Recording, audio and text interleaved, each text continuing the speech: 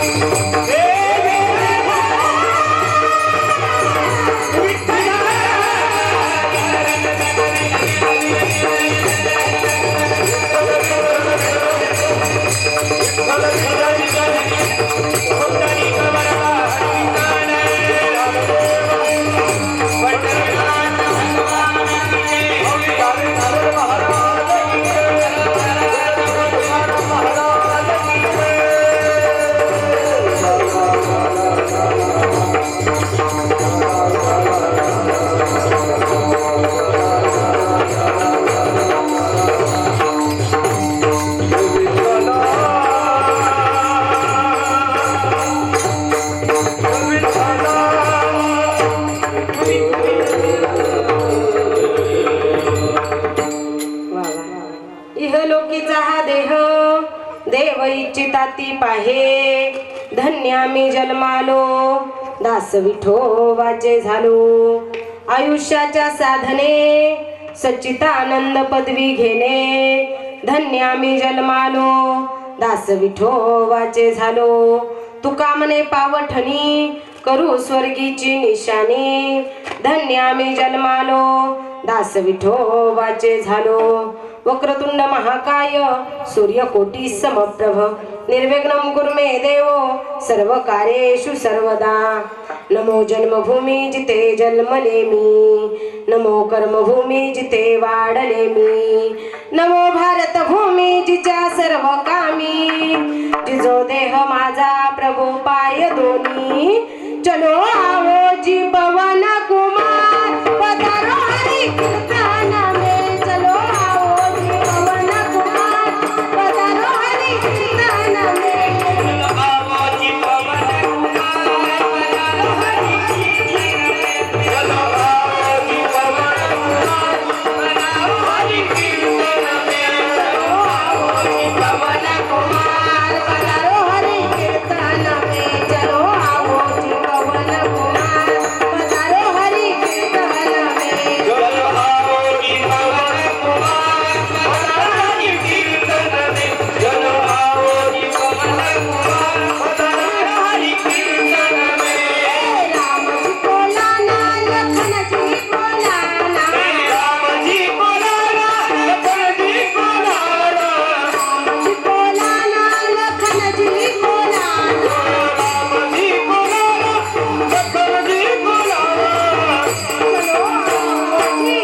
चलो आओ जी प्रभु श्री रामचंद्र भगवान की जय. आवो जी पवन कुमार पधारो हरि कीर्तन में. चलो आवो जी पवन कुमार पधारो हरि कीर्तन में. हरि कीर्तन में. ओम नमो ज्ञानेश्वरा करुणा करा दया. तुमचा अनुग्रह लादलो पावन झालो. चराचरी पांडुरंगा करू प्रथम नमन. दुसरे चरणा संताची या. त्यांच्या कृपा दाने कथेचा विस्तारू. बाबाजी सद्गुरुदास तुका. इहलोकीचा हा देह देव इच्छिताती पाहे. धन्य मी जन्मालो दास विठोबाचे झालो. प्रस्तुत प्राप्त प्रसंगी कीर्तन रूपी सेवेकरता निवडलेला अभंग ज्ञानोबरायांचे प्रियस्य असणारे प्राणस्य असणारे व याच्या 16व्या वर्षी ज्यांनी हिंदवी स्वराज्याची शपथ घ्यावी. राज तुमच्या हातामध्ये तलवार असणं आणि ढाल असणं ही तुमची भक्ती, हा तुमचा परमार्थ आहे. परंतु आमच्या गळ्यामध्ये माळ असणं आणि आमच्या हातामध्ये टाळ असणं ही आमची भक्ती, हा आमचा परमार्थ आहे. असा उपदेश करणारे देहूचे सुप्रसिद्ध साधू संत श्रेष्ठ जगद्गुरु तुकोबाराय यांचा उत्कृष्ट असा 4 चरणाचा अभंग सेवेकरता निवडलेला आहे. गेले 6 वर्ष झालं हा कोळी परिवार पोरका झाला. या परिवाराचा स्वाभिमान, या परिवाराचा अभिमान, या परिवाराचं अस्तित्व, या परिवाराचं मांगल्य, या परिवाराचा आधार, या परिवाराचा बाप निघून गेला. त्याला 6 वर्ष पूर्ण झाली. कैलासवासी वैकुंठवासी अभिमान बापू कोळी या बाबांच्या 6व्या पुण्यस्मरणानिमित्त माझ्या वाटेला आलेली सेवा आणि त्या योगानं तुम्हा सर्वांचंच मला दर्शन. विठ्ठल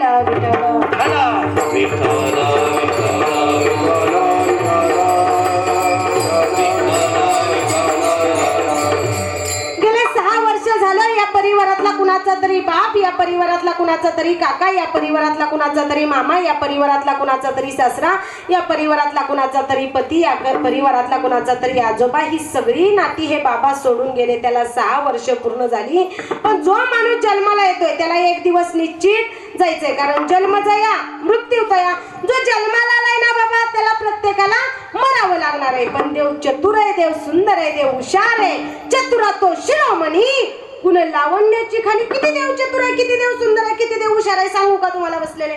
जरा माझ्यासोबत बोलत चला. प्रत्येकाला प्रत्येकाच्या जन्माची तारीख माहित आहे का नाही? तुम्ही आहे का गेले जागे ना सगळे? हा बोलत चला. प्रत्येकाला प्रत्येकाच्या जन्माची तारीख माहित आहे का नाही? ज्या दिवशी आपला जन्म झाला प्रत्येकाला माहित आहे.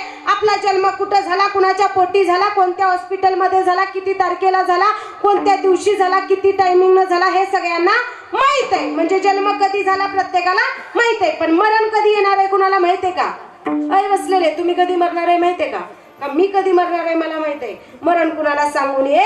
मग देव चतुर आहे, देव सुंदर आहे, देव हुशार आहे.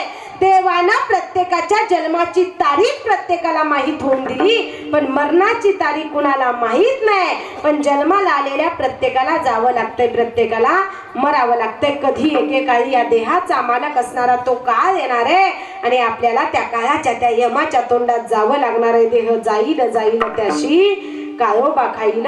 मग ऐका माई बापानो, हा इहलोकीचा देह माणसाला सहजासहजी मिळत. अरे स्वर्गामध्ये जेवढे जेवढे अमर आहेत, जेवढे जेवढे देव आहेत, त्या प्रत्येकाला विचारलं बाबानो तुमची इच्छा काय आहे? तर त्या प्रत्येक देवांनी म्हणावं आम्हाला मृत्यू लोकामध्ये जन्म मिळावा. ही कुणाची इच्छा आहे? स्वर्गीची अमर इच्छिता ती देवा मृत्यू लोकी व्हावा जन्मामा. ही सत्ता ज्या देवाच्या सत्तेनं चालते त्या देवाची सुद्धा या मृत्यू लोकामध्ये जन्माला यायची इच्छा होती. पण त्या देवाला हा देह मिळाला नाही, तुम्हा आम्हाला मिळाला. आपण किती धन्य. इहलोकीचा हा देह देव इच्छिता ती पाहे. देवानं या देहाची इच्छा केली माई बापानं, पण देवाला हा देह मिळाला नाही. मग तुम्हा आम्हाला मिळाला, आपण धन्य झालो. आणि नुसता हा जन्म मिळून आपण धन्य नाही झालो, तर आपण काय झालोय? तर आपण विठोबाचे दास झालोय. आपल्याला संतांची संगत मिळाली. धन्य आम्ही जन्मालो दास विठोबाचे झालो. मग आयुष्यामध्ये अनेक पदवी आहेत, अनेक पद आहे, पण ज्याला सच्चिदानंद ही पदवी घेता आली तो जीवनात सुखी झाला, समाधानी झाला. कारण सत म्हणजे देव, चित म्हणजे देव आणि आनंद ही देव आहे. आयुष्याच्या साधने सच्चिदानंद पदवी घेणे. धन्य आम्ही जन्मालो दास विठोबाचे झालो. मग माणसानं जीवन जगताना असं जगावं, असं जगावं की आपल्याला स्वर्गीची निशाणी झाली पाहिजे, असं जीवन जगता यावं. तुका म्हणे पावठणी करू स्वर्गीची निशाणी. धन्य आम्ही जन्मालो दास विठोबाचे झालो. हा झाला अभंगाचा थोडक्यात भावार्थ. विठ्ठल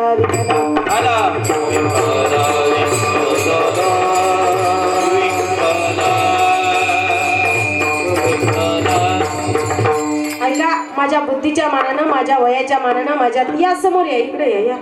माझ्या बुद्धीच्या मानानं, माझ्या वयाच्या मानानं, माझ्या ज्ञानाच्या मानानं अभंगाचा थोडक्यात भावार्थ सांगण्याचा प्रयत्न केला. यदा कदाचित एखाद्या चरणाला स्पर्श होणार नाही, एखादं चरण सांगता येणार नाही. उद्या कुणी म्हणायला नको काय त्या आरती ताईल्यांनी मनीम सांगून निघून गेल्या. आता खरी झाली कीर्तनाला सुरुवात. आता तुम्ही माझ्या सोबत बोलायचं आणि मी तुमच्या सोबत बोलायचं, असंच कीर्तन करायचं ना. जन्माला आलेल्या प्रत्येक व्यक्तीला जावं लागतं, प्रत्येकाला मरावं लागतं. मरण कुणाला सुद्धा चुकत नाही, कारण हा देह त्या काळाचा आहे, त्या यमाचा आहे. कधी एकेकाळी त्या या देहाचा मालक असणारा तो काळ येणार आहे आणि आपल्या सगळ्यांना त्या काळाच्या त्या यमाच्या तोंडात जावं लागणार आहे. म्हणून माणसानं मरणाला कधी घाबरायचं नाही. पण ताई आपल्याला काही बोलायला सोपं आहे, पण ज्याचं जळतं त्यालाच कळतं ना ताई. आज आपण सगळेजण मेल्यानंतर 1 वर्ष त्या व्यक्तीसाठी रडतो. गेल्यानंतर त्या ज्याचा बाप मेलाय, ज्याची आई मेली, त्याच्याजवळ सांगतो त्याला म्हणतो नको रडू, आम्ही तुमच्या आई बापासारखं आहे. पण ताई आपल्याला म्हणणं सोपं जातं, पण ज्याचं जळतं त्यालाच कळतं. ज्याचा बाप नाही त्याला बाप गेल्यानंतर कळतं बाप काय असतो. बाबा प्रत्येकाला वाटतं आपला बाप म्हातारा असू दे, आंधळा असू द्या, पांगळा असू द्या, पण दारात बसलेला म्हातारा बाप असावा अशी प्रत्येकाची अपेक्षा असते. कारण प्रत्येकाचं म्हणणं असं असतं बाबा झाडं असतात, ती प्रत्येक झाडं काय फळं देण्याकरता नसतात, काही झाडं सावली देण्याकरता सुद्धा असतात. तसं आज या परिवाराला त्या पांडुरंगाला, त्या देवाला म्हणावं, हे पांडुरंगा, हे विठ्ठला, आमची इच्छा होती रे देवा की आमच्या बापाने आयुष्यभर आमच्यासाठी कष्ट करण्याकरता जिवंत राहायला नको होतं. फक्त आणि फक्त सावलीचा आशीर्वाद बनून आमच्या बापाने आमच्या दारामध्ये जिवंत राहायला हवं होतं. त्या सचिन दादानी, त्या राणी ताईनं त्या देवाला भांडावं, त्या देवाला म्हणावं, देवा निस्वार्थी आमच्यावरती प्रेम करणारा आमचा बाप आम्हाला सोडून घेऊन गेला की रे देवा. बाप कितीही वय झालेला असू द्या, बाप कसाही असू द्या, पण प्रत्येकाला वाटतं आपला म्हातारा बाप असावा. पण या दोन्ही लेकरांना माझं सांगणं असेल, बाबा तुम्हाला काय वाईट वाटतं तुमचा बाप निघून गेला म्हणून? अरे त्या देवानं स्वतःच्या बापाला सुद्धा सोडलं नाही. प्रभू श्रीरामचंद्राचा बाप, ज्याच्या सत्तेशिवाय झाडाचं पान हलत नाही, असा अयोध्येचा राजा असणारा प्रभू श्रीरामचंद्राचा बाप, त्या प्रभू श्रीरामचंद्राच्या बापाला राजा दशरथाला सुद्धा जावं लागलं. श्रीकृष्ण भगवान परमात्म्याला ज्यानं जन्माला घातलं त्याला सुद्धा, आणि ज्यानं सांभाळ केला त्या नंद राजाला आणि त्या वसुदेवाला सुद्धा मरावं लागलं. देवाच्या बापाला मरण चुकलं नाही, मग तुमच्या आमच्या बापाला मरण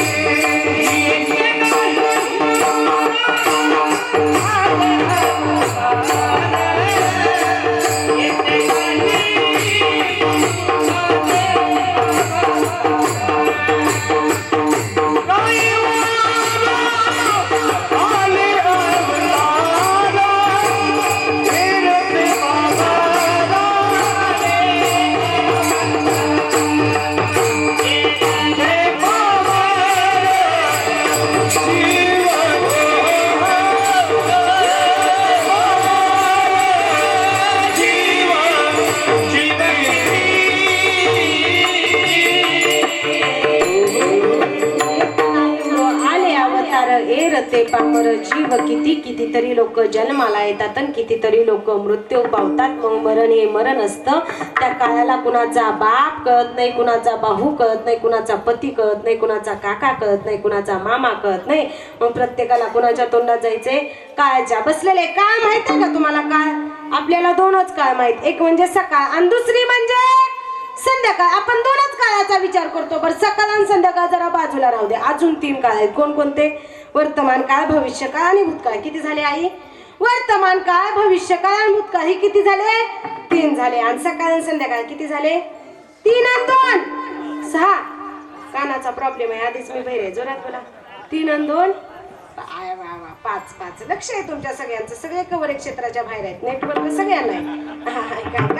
वर्तमान काळ, भविष्य काळ, भूतकाळ, सकाळ आणि संध्याकाळ हे 5 काळ तुम्हाला आम्हाला माहित नसले तरी चालतील. पण या देहाचा मालक असणारा तो काळ, तो यमराज मात्र तुम्हाला आम्हाला माहित असला पाहिजे. कारण तो काळ समोर आला ना बाबा, त्या काळा पुढे कुणाचं काही सुद्धा चालत. कधीतरी त्या काळाच्या सोबत जावं लागणार आहे. कितीही धन दौलत संपत्ती जमीन जुमला गाडी बंगला माझं म्हणा, त्या आपल्या संपत्तीचा मालक तो कुबेर राजा आहे. आणि आपल्या या देहाचा मालक तो काळ, तो यमराज आहे. देह हे काळाचे, धन कुबेराचे, ते मनुष्याचे, माणसाचं काही सुद्धा नाही. मग बसलेले जरा बोलत चला माझ्यासोबत. तुम्ही सगळेजण शेतकरी ना, आहे का नाही? बाबा किती एकर आहे विचारत नाही, आणि विचारलं काय एकर भर तुम्ही माझ्या नावाव करताय का? कसं? मी तुमचीच लेक, तुमचीच नात, तुमचीच मुलगी, तुमचीच बहीण आहे का नाही? बोला बोला ना. मुके आहे का तुम्ही सगळे? आजार आहे का? बहीण आहे का? मग बोला जरा. मी तुमचीच लेक, तुमचीच नात, तुमचीच मुलगी, तुमचीच बहीण आहे का नाही? हा मग बोला. सगळेजण शेतकरी आहे ना? हो तरी म्हणा किती एकर आहे विचारत नाही. विचारलं तर काय एकर भर तुम्ही माझ्या नावाव करताय का? कसं? चांगलंच मला माहित आहे शेतकरी ना सगळे. पण आपल्या जमिनीच्या खाली घर करून कोण राहतं? उंदरी घुशी राहतात की रे.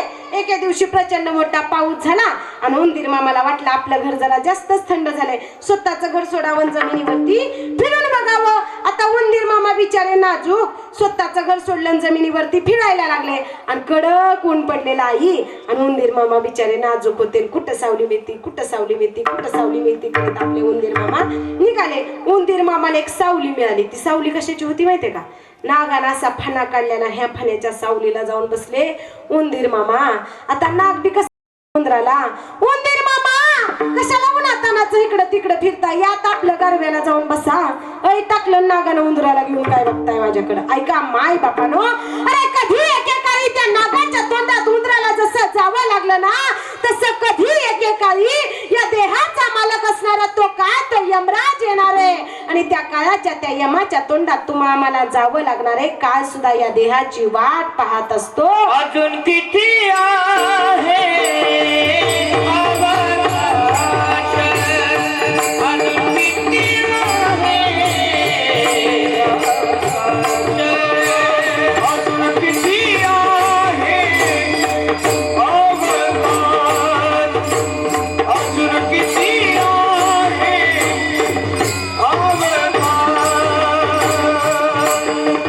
घडघडी काळ वाट याची पाहे, घडघडी काळ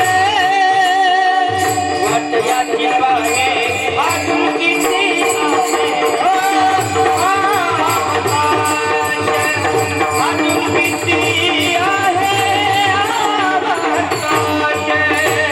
घडघडी काळ वाट याची पाहे, अजून किती आहे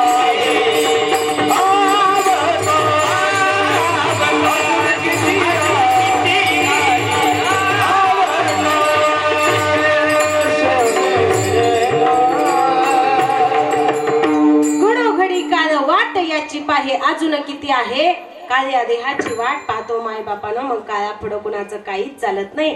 मग येणार आहे तो काळ, जायचंय प्रत्येकाला, मरायचंय, मरणापुढं कुणाचं काहीच चालत नाही. मग आहे तोपर्यंत माणसानं चांगलं जीवन जगा, कारण मरण कुणाला सुद्धा चुकत. गरीबाला सुद्धा मरावं लागतं, बंगल्यात राहणाऱ्या अधिकाऱ्याला सुद्धा मरावं लागतं, रस्त्यावरती झोपणाऱ्या भिकाऱ्याला सुद्धा मरावं लागतं, भला मोठा अधिकारी श्रीमंत असू द्या त्याला सुद्धा मरावं लागतं, माणसाला सुद्धा मरावं लागतं, साधू संतांना सुद्धा मरावं लागतं, देवाला सुद्धा. तू म्हणता ताई, ज्या देवानं जन्माला घातलं त्या देवाला मरावं लागतं का? एकतर तुम्ही महाराज नाही, नाहीतर आम्ही माणसं नाही. देवाला सुद्धा मरावं लागतं. कसं देवाला मरावं लागतं? एक गोड दृष्टांत आहे मायबापानं. ज्यांनी रामायण घडायच्या आधी रामायण लिहिलं ते वाल्मिक ऋषी. रामप्रभूंनी जसं वाल्मिक ऋषींना रामायण लिहिलं तसं प्रभू श्रीरामचंद्रांना ते कार्य करावं लागलं, तसं वागावं लागलं, राहावं लागलं. बरं मला सांगा, प्रभू श्रीरामचंद्र, प्रभू श्रीरामचंद्रांचा अवतार, प्रभू श्रीरामचंद्रांच्या नंतर अवतार कुणाचा आहे? श्रीकृष्ण भगवान परमात्म्याचा आहे. प्रभू श्रीरामचंद्रांना मरावं लागलं. कसं मरावं लागलं? बसलेले कुणाला माहितीये का प्रभू श्रीरामचंद्रांना कसं मरावं लागलं? प्रभू श्रीरामचंद्रांनी स्वतःचा देह शरयू नदीमध्ये अर्पण केला, मरावं लागलं. पण कधी एकेकाळी श्रीकृष्ण भगवान परमात्म्याला सुद्धा मरावं लागलं. कसं मरावं लागलं?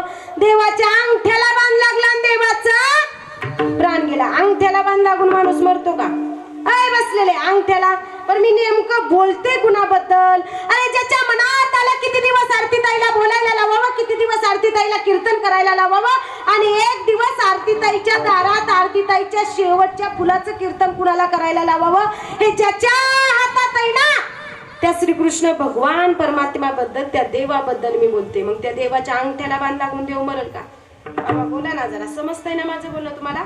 देवाच्या अंगठ्याला पण देव मेला, पण देव अंगठ्याला बाण लागून नाही मेला बाबा, तर देव त्याच्या कर्मानं मेला. गोड दृष्टांत आहे. जाणकार मंडळ आहे, वयानं ज्ञानानं अधिकारानं श्रेष्ठ असणारी मंडळ आहे. तुम्ही माझ्यापेक्षा सगळे ऐका. प्रभू श्रीरामचंद्रांचा अवतार. प्रभू श्रीरामचंद्रांच्या अवतारामध्ये दोघ जण भावंड होते. एकाचं नाव वाली आणि एकाचं नाव सुग्रीव. दोघ जण भावंड होते. दोघ जण भावंड चालत चालत असताना त्या वालीचं आणि सुग्रीवचं भांडण लागलं आणि प्रभू श्रीरामचंद्रांनी पाहिलं एकाच आईच्या पोटी जन्माला आलेली दोघ जण भावंड आहेत. अरे एका ताटात जेवली, एकामेका सोबत राहिली, एका आईच्या पोटी जन्म घेतला, पण आज तोच भावाचा भाव वैरी झाला. दोघांचं युद्ध चाललंय, दोघांचं भांडण चाललंय. हे अयोध्येच्या प्रभू श्रीरामचंद्रांनी पाहिलं आणि प्रभू श्रीरामचंद्रांनी विचार केला, इथून पुढच्या युगामध्ये भाऊच भावाचा वैरी होईल. म्हणून प्रभू श्रीरामचंद्रांनी विचार केला, एकाला तारायचं आणि एकाला मारायचं. आता तारायचा होता कोण? सुग्रीव का वाली? तुम्ही आहे का गेले? रामायण माहित आहे ना तुम्हाला? तारायचा होता सुग्रीव आणि मारायचा होता वाली. आता सुग्रीवाचं तोंड देवाकडे होतं, वालीची पाठ देवाकडे होती. देवानं विचार केला, धनुष्याला बाण लावायचा, तो बाण जाईल आणि तो बाण वालीच्या पाठीला लागेल, वालीचा प्राण होईल असा विचार देवानं केला. देवानं धनुष्याला बाण लावला, बाण गेला, आला आला आला, तो बाण आला, तो बाण वालीच्या पाठीला लागला आणि वालीनं तोंड माग करून पाहिलं. वालीनं सांगितलं, देवा अयोध्येचा राजा आहे, हे रघुनंदना, हे रामराया, जगाचं हित करतो, जगाचं कल्याण करतो, तुला जगाचं बाप म्हटलं जातं ना रे देवा. तेव्हा तुला एकाला तारायचं होतं आणि एकाला मारायचं होतं ना रे देवा. मी क्षत्रिय आहे देवा, क्षत्रियाच्या पाठीमाग बाण लागणं हा क्षत्रियाचा अपमान आहे. तेव्हा तुला मारायचं होतं तर तू माझ्या छातीवरती बाण मारायचा, पण देवा तुझं कर्म चुकलं रे देवा, तू माझ्या पाठीवरती बाण मारला. देवा तूच सांगतो ना, केले कर्म झाले तेची भोग आले. जसं माणूस कर्म करतो तसं भोग हे माणसाला भोगावे लागतात. मग देवा तुझं कर्म चुकलं. देव सांगतोय, चुकलंय वाली माझं कर्म, मग देवा या कर्माचे भोग तुला भोगावे लागतील. हो भोगावे लागतील. मग देवा ऐक, या जन्मात जसं तू मला चुकून मारलं ना रे देवा, तसं पुढच्या जन्मात मी सुद्धा तुला चुकून मारेल. प्रभू श्री रामचंद्राच्या अवतारानंतर श्रीकृष्ण भगवान परमात्म्याचा अवतार झाला आणि प्रभू श्री रामचंद्राच्या अवतारामध्ये असणारा वाली श्रीकृष्ण भगवान परमात्म्याच्या अवतारामध्ये एक पारधी झाला, शिकारी झाला आणि शिकार करण्यासाठी जंगलामध्ये झाडावरती जाऊन बसला. आणि कधी एकेकाळी माझ्या श्रीकृष्ण भगवान परमात्म्याने जंगलामध्ये जावं आणि जंगलाच्या कडेला नदी होती, त्या नदीमध्ये पाणी पिण्यासाठी श्रीकृष्ण भगवान परमात्मा जातोय. पाणी पिण्यासाठी गेल्यानंतर पाण्याचा आवाज त्या शिकाऱ्याच्या, त्या पारध्याच्या कानावरती गेला.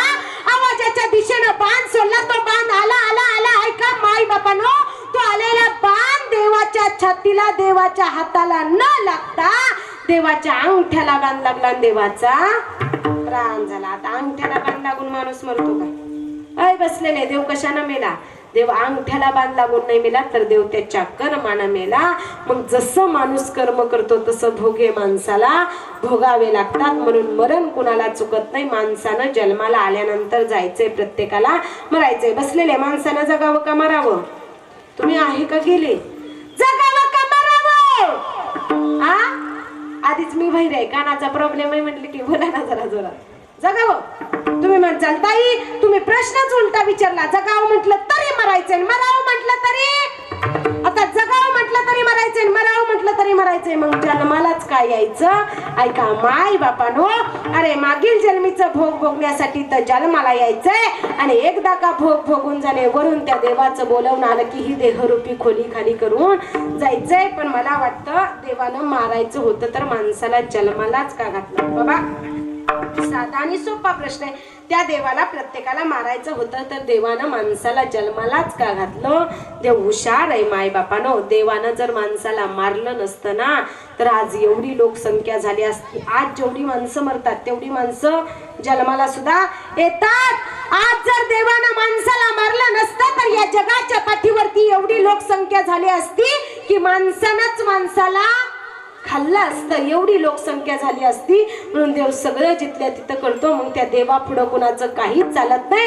अरे गेले 6 वर्ष झालं त्या देवाच्या मनात आलं होतं या कोळी परिवाराच्या या बाबांना न्यायचं. या परिवारानं कितीही विचार केला, आपल्या बापाला वाचवायचं, आपल्या बापानं या समाजामध्ये जिवंत राहावं असा विचार जरी यांनी केला असला तरी तो काळ आल्यानंतर या परिवाराचं सुद्धा त्या काळासमोर काही सुद्धा चाललं नाही माई बापानो.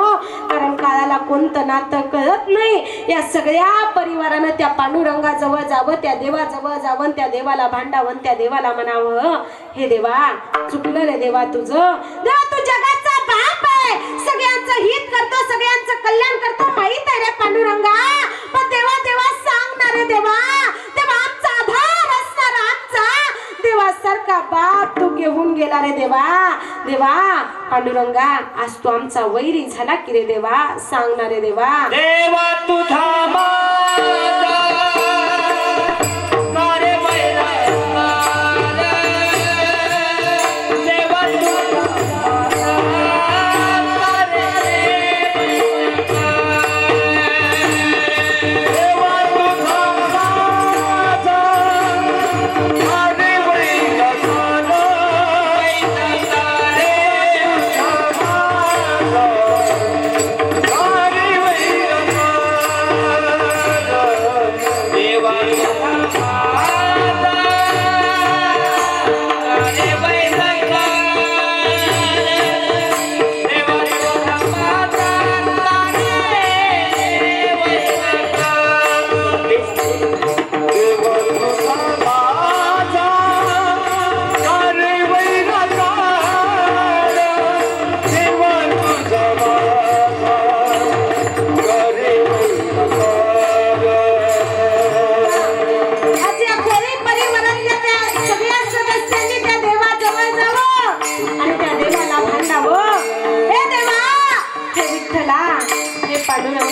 काय चुकलं होतं रे आमचं देवा?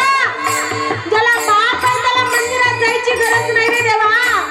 त्या देवाला प्रत्येकाच्या घरामध्ये जाता येत नव्हतं की काय, म्हणून त्यानं त्याची 2 रुपये असणारे आई बाप निर्माण केले की काय रे देवा. देवा ज्याला कळाला बाप त्याला कळाला विठोबा. देवा ज्याचा बाप आहे त्याच्या घरात देव आहे असं म्हणतात. मग देवा सांगणार आहे वाजवा ना टाळ जरा. हा टाळासोबत पप्पाच्या एक टाळी बसली. या सगळ्या परिवाराला त्या देवाजवळ जावं, त्या देवाला भांडावं, त्यांच्या नावाचं कपाळाला कुंकू लावायचं ना. त्या अनुसया आईला त्या आजीला सुद्धा त्या पांडुरंगाजवळ जावं आणि त्या पांडुरंगाला भांडावं. त्या पांडुरंगाला म्हणावं हे पांडुरंगा विठ्ठला ऐकणार रे देवा. आयुष्यभर आमचा सोन्याचा संसार चाललेला होता. अरे देवा कपाळ माझं होतं पण कपाळाला कुंकू मात्र माझ्या पतीच्या माझ्या मालकाच्या नावाचं लावत होती ना रे देवा. पण म्हातारपणीच्या काठीचा आधार असणारा माझा जोडीदार माझा नवरा माझा पती या जगातून घेऊन गेला. त्या श्रीरामचंद्रांना सुद्धा त्या अनुसया आईनं भांडावं, त्या देवाला म्हणावं देवा गेल्या 14 वर्ष वनवासाला, पण वनवासाला गेला असताना सुद्धा तुझ्या पत्नीला तुझ्या सीतेला सोबत घेऊन गेला की नाही देवा. अरे श्रीकृष्ण भगवान परमात्मा ज्यावेळेस गोकुळातून द्वारकेला गेला त्यावेळेस श्रीकृष्ण भगवान परमात्म्याची पत्नी राधा त्याच्या जवळ नव्हती. त्यावेळेस त्याला बघून येत होतं रे देवा. त्या पत्नीनं आपल्या पतीसाठी त्या देवाला भांडावं. त्या दोन्ही लेकरांनी आपल्या बापासाठी, त्या सचिन दादानं त्या राणीताईनं आपल्या बापासाठी त्या देवाला भांडावं. देवाला म्हणावं देवा आमचा आधार असणारा आमचा बाप आम्हाला घेऊन गेला. हा सगळा परिवार त्या देवाला भांडावं. त्या परिवारानं देवाला म्हणावं देवा चुकलं रे तुझं देवा. आता कुठे सुखाचे दिवस आले होते पण देवा तू आम्हाला पुन्हा दुःखाचे डोंगर दुःखाचे दिवस लावले रे देवा. सांग ना रे देवा का पुन्हा दुःखाचे डोंगर लावले.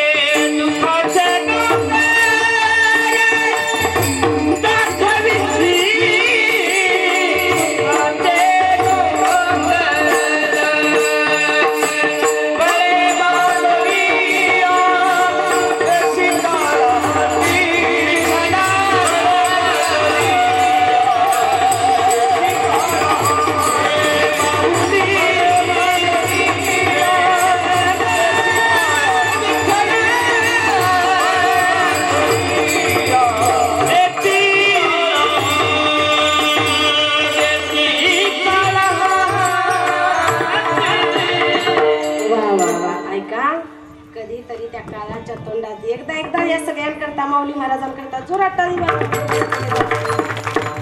कधीतरी त्या काळाच्या तोंडात तुम्हा आम्हाला जावं लागणार आहे. म्हणून त्या काळाला कधी काळाला घाबरायचं नाही. मरण आल्यानंतर प्रत्येकाला जावं लागतं, प्रत्येकाला मरावं लागतं. पण बाबा ज्याचं जळतं त्यालाच कळतं. बाप हा बाप असतो. बाप गेल्यानंतर कळती बापाची किंमत. बाप काय असतो आपल्यासाठी. कधीतरी विचार करा ज्याला बाप नाही त्याला बापाचं प्रेम मिळत नाही त्याला किती वाईट वाटतं. बाबा बाप असावा बाबा. आपला बाप आपल्यासाठी आधार असतो. कधीच बाप स्वतःची सगळी स्वप्न बाजूला ठेवतो ना आपल्या लेकरांची स्वप्न पूर्ण करतो ना तो आपला बाप असतो. बाबा लेकीचं ताई आलाय तुम्ही कीर्तनाला. या जगाच्या पाठीवरती सगळ्यात जास्त आपल्यावरती निस्वार्थी प्रेम जर कोण करत असेल ना तर तो आपला बाप असतो. आणि एक लेक सुद्धा आपल्या बापावरती प्रचंड प्रेम करते. बाबा ताई काय करतो आपला बाप या जगाच्या पाठीवरती. सगळ्यात मोठा दानशूर दाता कुणाला म्हणायचं. ऐका ऐका कीर्तनाला आलेल्या माझ्या आईंनो माझ्या ताईंनो ऐका. या जगाच्या पाठीवरती सगळ्यात मोठा दानशूर दाता जो दान धर्म करतो, मंदिराला देणगी देतो, सत्याला जास्त वर्गणी देतो, बाबा त्याला नाही दानशूर दाता म्हणायचं. या जगाच्या पाठीवरती सगळ्यात मोठा दानशूर दाता म्हणजे एका लेकीचा बाप आहे. बाबा काय काय काय बाप दान करतो. आई घरा भरून सोनं देतो, टेम्पो भरून भांडे देतो, आयुष्याला पुरतील एवढ्या साड्या चोळ्या देतो आणि इतर हाताच्या फोडाप्रमाणे जपलेल्या लेकीचं कन्यादान करतो आणि आपल्या काळजाचा तुकडा दुसऱ्याला देऊन टाकतो. एवढं दानशूर व्यक्तिमत्व त्या बापाचं आहे. म्हणून बापासारखा दानशूर दाता या जगाच्या पाठीवरती दुसरा कोणीच नाही. आज प्रत्येकाला त्यांचा बाप आठवत असेल. आई, आज प्रत्येकाला वाटतं तुम्ही नांदायला गेल्यानंतर तुमचा बाप रडला नाही. बाप रडलेला कुणालाच दिसत नाही बाबा. प्रत्येकाला वाटतं बाप कठोर मनाचा आहे, बाप आपल्यावरती प्रेम करत नाही, बाप फक्त हाणण्यासाठी मारण्यासाठी जन्माला आलाय. मुलगा लहान असताना मुलाला सांगतात, मुलीला सांगतात तिकडे जाऊ नको बाबा मारेल, तिकडे जाऊ हे करू नको बाबा मारेल, ते करू नको बाबा मारेल. मुलीला सांगितलं जातं अशी कपडे घालू नको बाबा मारेल, असं करू नको, कॉलेजवरून लवकर ये बाबा मारेल. त्या मुलांना वाटतं की आपला बाप फक्त आपल्याला मारण्यासाठी जन्माला आलोय. बापाचं आपल्यावरती प्रेमच नाही, बाप आपल्यावरती प्रेम करत नाही असं प्रत्येकाला वाटतं. ज्यावेळेस या प्रभू श्रीरामचंद्रांनी वनवासाला जावं त्यावेळेस रडणारी कौशल्य माता सगळ्यांच्या लक्षात राहिली बाबा. पण माझा प्रभू श्रीरामचंद्र वनवासाला गेला, माझा राम वनवासाला गेला. राम राम करून स्वतःचा प्राण सोडणारा राजा दशरथ मात्र बाप कुणाच्याच लक्षात राहिला नाही. आई, ज्यावेळेस श्रीकृष्ण भगवान परमात्म्याला स्वतः कारागृहातून बाहेर आणलं आणि यमुनेच्या डोहातून सुरक्षित पोहोचवायचं होतं ना, म्हणून स्वतःचा जीव धोक्यात घालून वसुदेव श्रीकृष्ण भगवान परमात्म्याला टोपलीत घेऊन निघालाय. पण तो वसुदेव बाप मात्र कुणाच्या लक्षात राहिला नाही. जणी कंसाशी कळेल माझ्या बाळाला मारेला अशी म्हणणारी ती देवकी माता सगळ्यांच्या लक्षात आहे. पण वसुदेवासारखा बाप मात्र कुणाच्या लक्षात राहिला नाही बाबा. काय बापाचं लेकीवरती प्रेम असतं. कधी एकेकाळी वैकुंठाला गेलेले माझे जगद्गुरु तुकोबाराय, ती भागीरथी, ती आपली लेक, त्याच तुकोबारायांच्या गावातली एक माळीन मावशी भाजी विकण्यासाठी यायची आणि भाजी विकायला आलेल्या माळीन मावशी पशी माझी भागीरथी जायची आणि विचारायची, मावशी मावशी माझे बाबा बरे आहेत का, माझ्या बाबांचं भजन चांगलं चाललंय का. एके दिवशी ती माळीन मावशी 2-3 दिवस गेली नाही. 2-3 दिवसानं ती माळीन मावशी आली. भागीरथीनं विचारावं, मावशी मावशी 2-3 दिवस झालं भाजी विकण्याकरता आला नाही हो मावशी. मावशी माझे बाबा कसे आहेत, माझे बाबा बरे आहेत का, माझ्या बाबांचा काही निरोप आहे का. ती भागीरथी तुकोबारायांची लेक आपल्या बापाची विचारपूस करते. माळीन मावशीची जीभ जड झाली. काय बोलावं, काय भागीरथीला उत्तर द्यावं कळे ना. आई, बाप बाप बाप बाप कधी विचार करा बाबा, तुम्ही मेल्यानंतर तुमच्या प्रेताला शोभा जर आणायची असेल ना त्याच्याकरता लेकच असावी लागते. मेल्यानंतर सगळेजण रडत असतात. 2-3 तासानंतर लेक येते आणि लेकीचा रडलेला आवाज ऐकल्याबरोबर सगळी लोक म्हणतात चला बाबा चला. सगळ्यात मोठा रडलेला आवाज आला म्हणजे त्याची लेक आली. चला आता चला, प्रेत जायची वेळ झाली. ज्यावेळेस लेक येते त्यावेळेस अख्ख्या गावाला कळतं की हा मेलाय, याची लेक रडण्याकरता आले. सगळ्यात जास्त आपण गेल्यानंतर आपल्यासाठी रडणारी आपली लेकच असते बाबा. पण आई, तो बाप आपल्याला कळाला नाही. ज्यावेळेस तुम्ही सगळे नटलेला असता, तुमचा एवढा मोठा लग्न सोहळा चाललेला असतो, सगळ्यांच्या अंगावरती नवीन इस्त्रीची कडक कपडे दिसतात, पण एकट्या बापाच्या अंगावरती फक्त आणि फक्त चुरगळलेला शर्ट असतो. माय बापानो, त्या बापाला सांगावं लागतं बाबा आता तरी कपडे बदला, आता तरी कपडे चेंज करा, अक्षदा टाकायची वेळ आली, पाहुणे रावळे आले. प्रत्येकाच्या अंगाचा परफ्यूमचा वास येत असतो, पण एकट्याच बापाच्या अंगाचा घामाचा वास येतो बाबा. सगळेजण वराडी येतात. आलेल्या प्रत्येकाला तो बाप सांगतो, आलाय माझ्या ताईडीच्या माझ्या दिदीच्या लग्नाला, प्रत्येकाने अक्षदा टाका, भोजन केल्याशिवाय कोणीही जाऊ नका. तो बाप सांगतो. ज्यावेळेस तुमची निरोप घ्यायची वेळ असते, तुम्ही सजलेल्या धजलेल्या गाडीमध्ये बसायला निघालेला असता, ताई आईच्या गळ्यामध्ये पडता, आईच्या गळ्यामध्ये पडून ढसा ढसा रडता. ए माय, आई जाती म्हणून आईला सांगता, ताई तुम्ही भावाच्या गळ्यात पडता, भावाला सुद्धा सांगता, दादा चालले रे दादा, आईची काळजी घे, बाबांची काळजी घे. बहिणीच्या गळ्यामध्ये पडता, काकीच्या, मावशीच्या, मामाच्या, सगळ्यांच्या गळ्यामध्ये पडता. सगळ्यांचा रडलेला चेहरा तुम्हाला दिसतो. पण ज्या बापाने एवढं कष्ट केलं, ज्या बापाने स्वतःच्या लेकीचा विवाह थाटामाटामध्ये करायचा म्हणून कधी कुणासमोर न झुकणारा न वाकणारा बाप, एखादं लेकीला सुंदर श्रीमंत घराण्यातलं स्थळ आलं, त्या बापाजवळ पैसे नसू द्या, तोळा मागू द्या, हुंडा मागू द्या, तो बाप आपल्या लेकीसाठी गावच्या सावकाराकडे जातो. गावच्या सावकाराकडे हात जोडतो, सांगतो दादा ताईडीचं लग्न करायचंय, सुंदर श्रीमंत घराण्यातलं स्थळ माझ्या लेकीला आलंय, तोळा मागतायत, त्याच्याकरता पैसे पाहिजेत. मग पैसे पाहिजे 2-3 वर्षानं ऊसाचं बिल येईल, मी तुम्हाला परत पैसे माघारी करतो, पण आता मला पैशाची गरज आहे. अरे तुमच्यासाठी तुमचा बाप त्या सावकाराकडे झुकतो, पैसे मागून आणतो, थाटामाटामध्ये आपला विवाह करतो. जायची वेळ सगळ्यांचे रडलेले चेहरे तुम्हाला दिसतात. त्या बाप्पाजवळ जाता, बाप्पाला मिठी मारता, पण ताई तो बाप रडलेला तुम्हाला आम्हाला दिसत नाही. तुम्हाला आम्हाला वाटतं की बाप आपला रडतच नाही. रडला नव्हता का आपला बाप? आपला बाप सुद्धा आपल्यासाठी रडतो.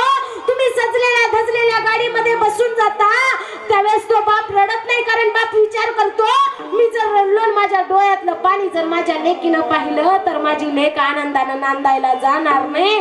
म्हणून बाप आतल्या आत रडत असतो. मुलीची गाडी समोर गेल्यानंतर तो बाप त्या मुलीच्या सासू सासऱ्यांपाशी जातो, हात जोडतो, सांगतो दादा ताई ऐका, माझी लेक लहान आहे, नाजूक आहे, सुंदर आहे, तर हाताच्या बोटाप्रमाणे जपलाय माझ्या ताईडीला. काही कमी झालं असेल, काही कमी पडलं असेल, माझं काही चुकलं, माझ्या ताईडीचं काही चुकलं तर माझ्या लेकीला, माझ्या ताईडीला काही बोलू नका, काहीच बोलू नका. फक्त मला एक कॉल करा, काही कमी पडलं तर ह्या लेकीचा बाप तुम्हाला आणून देईल. बाप त्या लेकीच्या सासू सासऱ्यांसमोर हात जोडतो. ती लेक नांदायला जाते. सगळेजण रात्रीचे भोजन जेवण करायला बसल्यानंतर सगळेजण जेवण करतात, पण तो बाप नाही जेवण करत. तो बाप एका बंद खोलीमध्ये बसतो. उशाला उशी घेतलेली असती. त्या उशीला विचारा ना, तुमचा बाप तुम्ही नांदायला गेल्यानंतर रडला होता की नाही? तुमच्या आईला विचारा ना, तुम्ही गेल्यानंतर तुमचा बाप 2 दिवस तुमच्याकरता उपाशी राहिला होता की नाही? बापाचं लेकीवरती किती प्रेम असावं. गेल्या वैकुंठाला तुकोबराय मारीन मावशीची जीभ जड झाली. मारीन मावशी सांगते, ऐक भागीरथी, तुझे बाबा या जगाचा निरोप घेऊन त्या देवासोबत वैकुंठाला गेले. भागीरथी धावत धावत आपल्या झोपडीमध्ये जाते, झोपडीचं दार लावते आणि भागीरथी आपल्या बाबाला आवाज देते आणि म्हणते,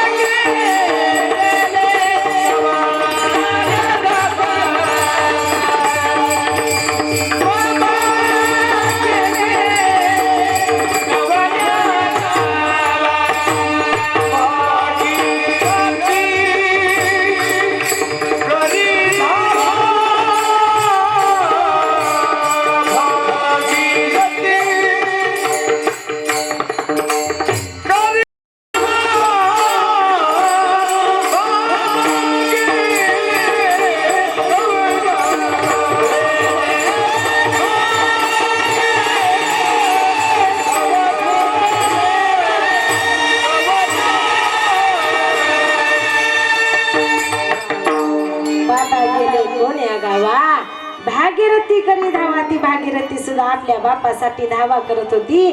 त्या भागीरथीसाठी वैकुंठाला गेलेले तुकोबाराय माघारी आले होते. काय लेकीचं बापावरती प्रेम असावं बाबा. मग त्या बापाचं प्रेम, त्या आईचं प्रेम आहे तोपर्यंत आपल्याला कळत नाही बाबा. गेल्यानंतर त्यांची किंमत तुम्हा आम्हाला कळल्याशिवाय राहत नाही. म्हणून बाप तो बाप असतो ना, आई ती आई असते. आई वडिलांसारखं प्रेम या जगाच्या पाठीवरती आपल्यावरती दुसरं कोणीच करत नाही बाबा. ऐका, कधीतरी माऊली महावैष्णव ज्ञानोबाराय जगाची आई होण्याचं काम केलं माझ्या ज्ञानोबा माऊलीनं. कधी एकेकाळी ज्ञानोबा माऊलींनी इंद्रायणीमध्ये स्नान करण्यासाठी जावं. मायबापानो गेल्यात इंद्रायणीमध्ये स्नान करण्यासाठी. स्नान करायला गेलेल्या ज्ञानोबा माऊलींच्या अंगावरती लोकांना शेण टाकलंय, चिखल टाकलाय आणि तेच ज्ञानोबा माऊली रडत रडत सिद्ध बेटामध्ये आपल्या झोपडीमध्ये येता येतं आणि रडलेल्या लेकरापाशी आई जाते विचारते, ज्ञाना बघा गेला होता इंद्रायणीमध्ये स्नान करण्याकरता. अंगावरती शेण दिसतोय, चिखल दिसतोय. काय झालं रडायला? ज्ञानोबा माऊली म्हणतायत, आई बाबांना काय मोठा गुन्हा केला ग. लोक आम्हाला आळंदीमध्ये गेल्यानंतर संन्यासाची पोरं म्हणून येणावताय, आम्हाला इंद्रायणीमध्ये स्नान करून देत नाहीत.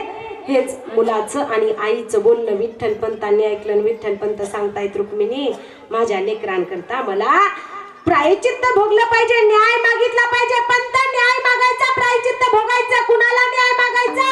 रुक्मिणी पैठणच्या धर्म सभेमध्ये जाऊन पैठणकरांना न्याय मागायचा. पंत मागायचा न्याय लेकरांकरता. विठ्ठल पंत सकाळचे उठले, आपला कागोटा घेतला, मजल दर मजल करत विठ्ठल पंत पैठणला यायला निघाले. आले विठ्ठल पंत पैठणला, आणि पैठणला आल्यानंतर पैठणमध्ये धर्मसभा बसलेली होती. सगळेजण विठ्ठल पंतांच्या विरोधात बोलत होते. एकटेच मुगदल शास्त्री होते. ते मुगदल शास्त्री उठून उभा राहिले. मुगदल शास्त्री सांगतायत, ऐका भूदेव. भूदेवाचे गारे डोळे, करडी नजर, शेंडीला पिया टाकत होता. आणि त्याच भूदेवाला विठ्ठल पंत मुगदल शास्त्री सांगत होते, ऐका भूदेव, विठ्ठल पंतांच्या मुलांना इंद्रायणीमध्ये स्नान करता आलं पाहिजे. भूदेव, विठ्ठल पंतांच्या मुलांना विठ्ठल पंतांच्या मुलांना सिद्धेश्वराचं दर्शन घेता आलं पाहिजे. भूदेव, विठ्ठल पंतांच्या मुलांना सुद्धा सर्वसामान्य लोकांसारखा न्याय मिळाला पाहिजे. भूदेव, भूदेव बघा सगळे इव्हिडन्स, धर्म ग्रंथ, वेद, शास्त्र, पुराण बघा. भूदेवानी शेंडेला पिळा टाकला, नजर वर केली, आणि भूदेव सांगतायत, ऐका पंत, मला वाटतं एकतर संन्यासानं लग्न करूच नाही. पण केला संन्यासानं लग्न तर त्याला संसार करू नये. तर केला संन्यासानं संसार तर नियतीनं त्यांना मुलं बाळ होऊ नये. पण झाली त्यांना मुलं बाळ तर नियतीनं त्यांना जगण्याचा अधिकारच देऊ नये. असं म्हटल्यानंतर विठ्ठल पंतांच्या डोळ्यासमोर चारी लेकरं उभी राहिली. आणि विठ्ठल पंत सांगतायत, भूदेव माझ्या लेकरांकरता काहीतरी न्याय असेल बघा ना. एव्हिडन्स, धर्म ग्रंथ, वेद, शास्त्र, पुराण बघा ना, काहीतरी सापडेल. भूदेव, भूदेवानी सांगितलं, पंत याच्याकरता एकच न्याय. काय न्याय? देहांत प्रायचित्त. हेच तुम्हाला भोगावे लागेल. विठ्ठल पंतांनी आपला कागोटा घेतला, मजल दर मजल करत विठ्ठल पंत आले. आणि विठ्ठल पंतांनी रुक्मिणी मातेला सांगितलं, लेकरांकरता देहांत प्रायचित्त भोगायचंय. रुक्मिणी माता सांगते, ऐका पंत, आपण जिवंत असता आपल्या लेकरांचे एवढे हाल होत आहेत. आपण गेल्यानंतर आपल्या लेकरांना कोण विचारेल, कोण बोलेल, कोण त्यांना खाऊ घालेल? पंत, आपल्या लेकरांना सोडून जायचं नाही. रुक्मिणी, आपल्या लेकरांकरता आपल्याला देहांत प्रायचित्त भोगावं लागेल. असं म्हणावं. विठ्ठल पंतांनी रुक्मिणी मातेनं देहांत प्रायचित्त प्रयाग तीर्थावरती जाऊन घ्यावं. 20 दिवस झालं बाबा, आई बाप निघून गेल्यापासून ही लेकरं उपाशी होती, रडत होती, रडत होती. आणि झालं असं 20 दिवसानंतर ज्ञानोबा माऊली म्हणतायत, मुक्ते दररोज बाबा जायचे आळंदीमध्ये. मुक्ते बाबा आळंदीमध्ये जायचे. मुक्ते बाबा जरी आळंदीमध्ये गेले, सगळी लोक बाबांना संन्यासी संन्यासी म्हणून जरी हिनवत असली ना, तरी मुक्ते आपल्या बापानं कधी आपल्याला उपाशी नाही ग ठेवलं. मुक्ते, मुक्ते आपले बाबा आळंदीमध्ये जायचे, पण याच आळंदीतली लोक आपल्या बाबांना कधी मधुगिरी देत नव्हती. मुक्ते आपले बाबा सिद्धेश्वराला अभिषेक करायला, सिद्धेश्वराचं दर्शन घ्यायला जायचे, पण मुक्ते हीच लोक आपल्या बाबांना कधी सुद्धा सिद्धेश्वराचं दर्शन घेऊ देत नव्हती. पण मुक्ते एवढा आनंदीकरांना आपल्या बाबांना त्रास देऊन सुद्धा आपल्या बाबांनी कधीच मधुगिरी रिकामे आले नाहीत. आपले बाबा कुठून का होई नाही मधुगिरी घेऊन यायचे ना, आपली आई सुंदर भोजन बनवून आपल्याला खाऊ घालायची की ग मुक्ते. पण मुक्ते आज 20 दिवस झालं ग मुक्ते, पोटात अन्नाचा कण नाही ग, आता नाही भूक सहन होत. आई बाबा निघून गेल्यापासून 20 दिवस सहन केलं. पण मुक्ते आज ना आज आईच्या हाताच्या मांड्याची आठवण झाली ग मुक्ते. आज आईच्या हाताचे मांडे खायचे बाबा. आईच्या हाताला जी चव असते ना, ती चव या जगाच्या पाठीवरती दुसऱ्या कुणाच्याच हाताला नसते. मी महाराष्ट्रभर आई कीर्तन करत फिरते. कीर्तनकार आहे, माळकर आहे म्हणून लोक मला आरतीताई हे घ्या त्या घ्या म्हणून पंचपक्वानाचं ताट जेवायला आणून देतात. पण नाही आई, तुम्ही दिलेल्या पंचपक्वानाच्या ताटामध्ये माझं पोट नाही भरत. मला घरी गेल्यानंतर माझ्या आईच्या हातची चपाती आणि भाजी खाल्ल्यानंतरच पोट भरतं. लहानशा ज्ञानोबा माऊली लहानशा मुक्त्याला म्हणतायत, मुक्ते आज मांडे खायची आठवण झाली. ज्ञानदादा मांडे खायचे का? गावामध्ये जाऊन मधुगिरी मागून आण, मी कुंभारवाड्यात जाऊन खापर घेऊन येते. लहानशी मुक्ता लोकांची नजर चुकवत चुकवत कुंभारवाड्यात घुसते. कुंभारवाड्यात घुसल्यानंतर त्या कुंभारीन मावशीनं लहानशा मुक्तेला पाहिलं. आणि लहानशी मुक्तेला पाहिल्याबरोबर कुंभारीन मावशी विचारताय, कोण ग म्हणे बाई तू? मावशी मावशी, बेटावरच्या संन्यासाची लेक मी मुक्ता माझं नाव. अगं ग, बेटावरच्या संन्यासाची लेक तू मुक्ता तुझं नाव? अगं या आळंदीकरानं तुला आमच्या वाड्यात येताना पाहिलं तर ह्या आळंदीकर तुमच्यासारखं आम्हाला सुद्धा वाईट टाकतील मावशी, कुणीच नाही पाहिलं. बरं मग ते काय काम काढलं ग मावशी? आई बाबा निघून गेले, 20 दिवस झालं. माझा ज्ञानदादा, माझा निवृत्ती दादा, माझा सोपान उपाशी आहे. आज मानते खायची आठवण झाली म्हणून खापर घ्यायला आली. बसा बस मुक्ते त्या कोपऱ्यात बस, मी तुला खापर घेऊन येते. ज्ञानोबा माऊली प्रत्येकाच्या दारोदारी जातायत, मधुगिरी मागतायत. ऐका ऐका, एका 80 वर्षाच्या म्हाताऱ्या आजीच्या दाराजवळ ज्ञानोबा माऊलीनं जाऊन दार वाजवावं. वाजवलंय दार. 80 वर्षाची म्हातारी आजी काठी टेकवत टेकवत आली. 80 वर्षाच्या म्हाताऱ्या आजीनं ज्ञानोबा माऊलींना पाहिलं, दार उघडलं. आणि 80 वर्षाची म्हातारी आजी म्हणते, कोण रे म्हणे तू? काय रे पोरा तुझं नाव? ज्ञानोबा माऊली म्हणतायत, आई माझं नाव ज्ञानेश्वर. ज्ञानेश्वर, काय काम आहे रे तुझं ज्ञानेश्वरा? कोण पाहिजे रे पोरा तुला? आई कोण नाही पाहिजे मला. मग काय तुझ्या बापाचं नाव काय? तुझ्या आईचं नाव काय? आई माझ्या आईचं नाव रुक्मिणी आणि माझ्या बापाचं नाव विठ्ठलपंत. त्या 80 वर्षाच्या म्हाताऱ्या आजीच्या हातामध्ये काठी होती. 80 वर्षाच्या म्हाताऱ्या आजीचा हात थरथर खाली कापू लागला. 80 वर्षाच्या म्हाताऱ्या आजीच्या हातातली काठी खाली पडली आणि 80 वर्षाची म्हातारी आजी दारामध्ये खाली बसली. 80 वर्षाची म्हातारी आजी डसा डसा रडू लागली. आणि 80 वर्षाची म्हातारी आजी म्हणते, ए पुरा ज्ञानेश्वरा इकडे रे बाया इकडे ये. 80 वर्षाच्या म्हाताऱ्या आजीनं ज्ञानोबा माऊलींना जवळ घेतलं आणि मिठी मारली. ज्ञानोबा माऊलीला म्हणते, ज्ञानेश्वरा हे बाळा तू विठ्ठलपंताचा ज्ञानेश्वर का रे? हो आई विठ्ठलपंतांचा ज्ञानेश्वर. ए ज्ञानेश्वरा तुझा बाप फार चांगला होता रे ज्ञानेश्वरा. असं म्हटल्यानंतर ज्ञानोबा माऊलींच्या डोळ्यातून आसू आले. ज्ञानोबा माऊली डसा डसा आईने लेकराला मिठी मारावी तसं ज्ञानोबा माऊलीनं 80 वर्षाच्या म्हाताऱ्या आजीला मिठी मारली. आणि ज्ञानोबा माऊली म्हणतायत, आई माझा बाप फार चांगला होता का? हो रे ज्ञानेश्वरा. लेकरा बाळा तुझा बाप फार चांगला होता. आई माझा बाप चांगला होता, माझी आई चांगले होते. काय चांगले होते? अरे ज्ञानेश्वरा तुझा बाप विठ्ठलपंत फार चांगले होते.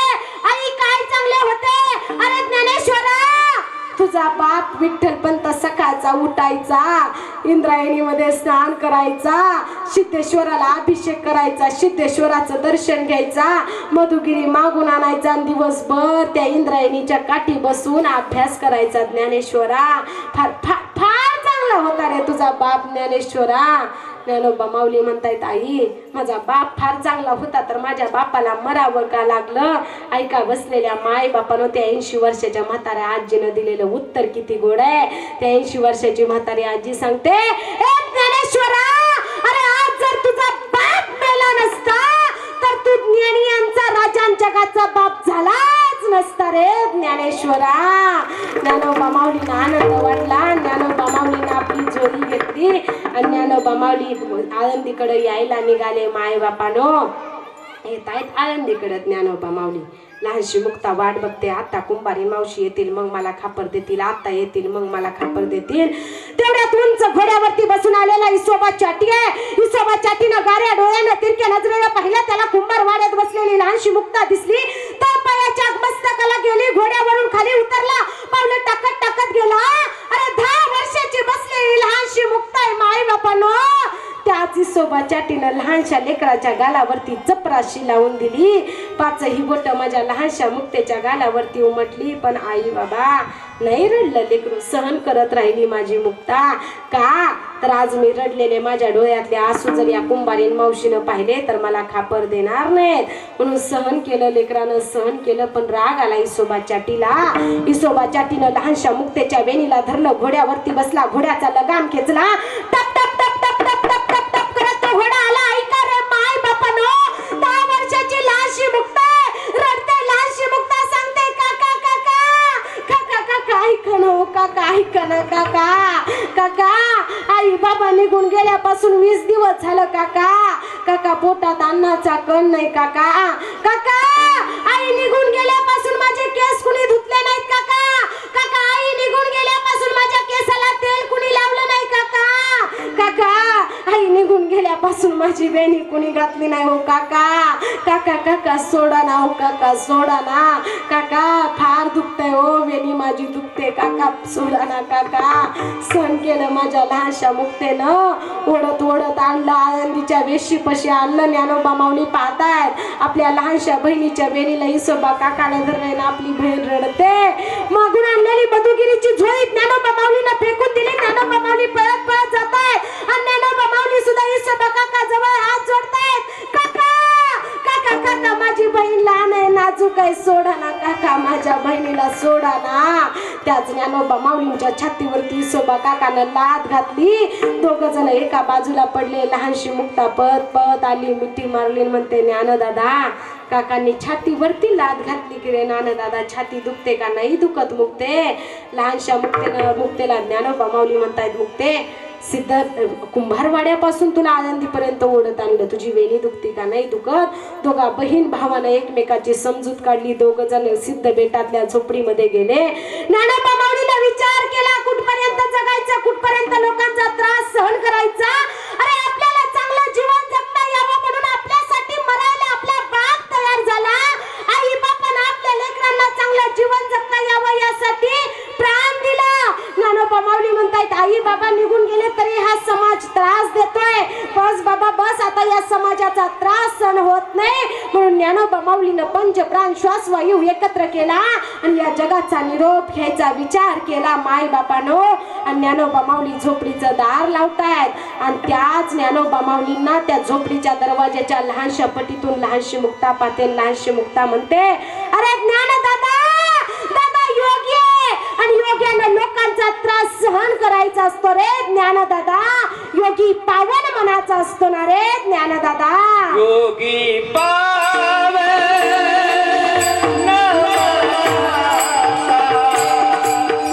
योगी पावन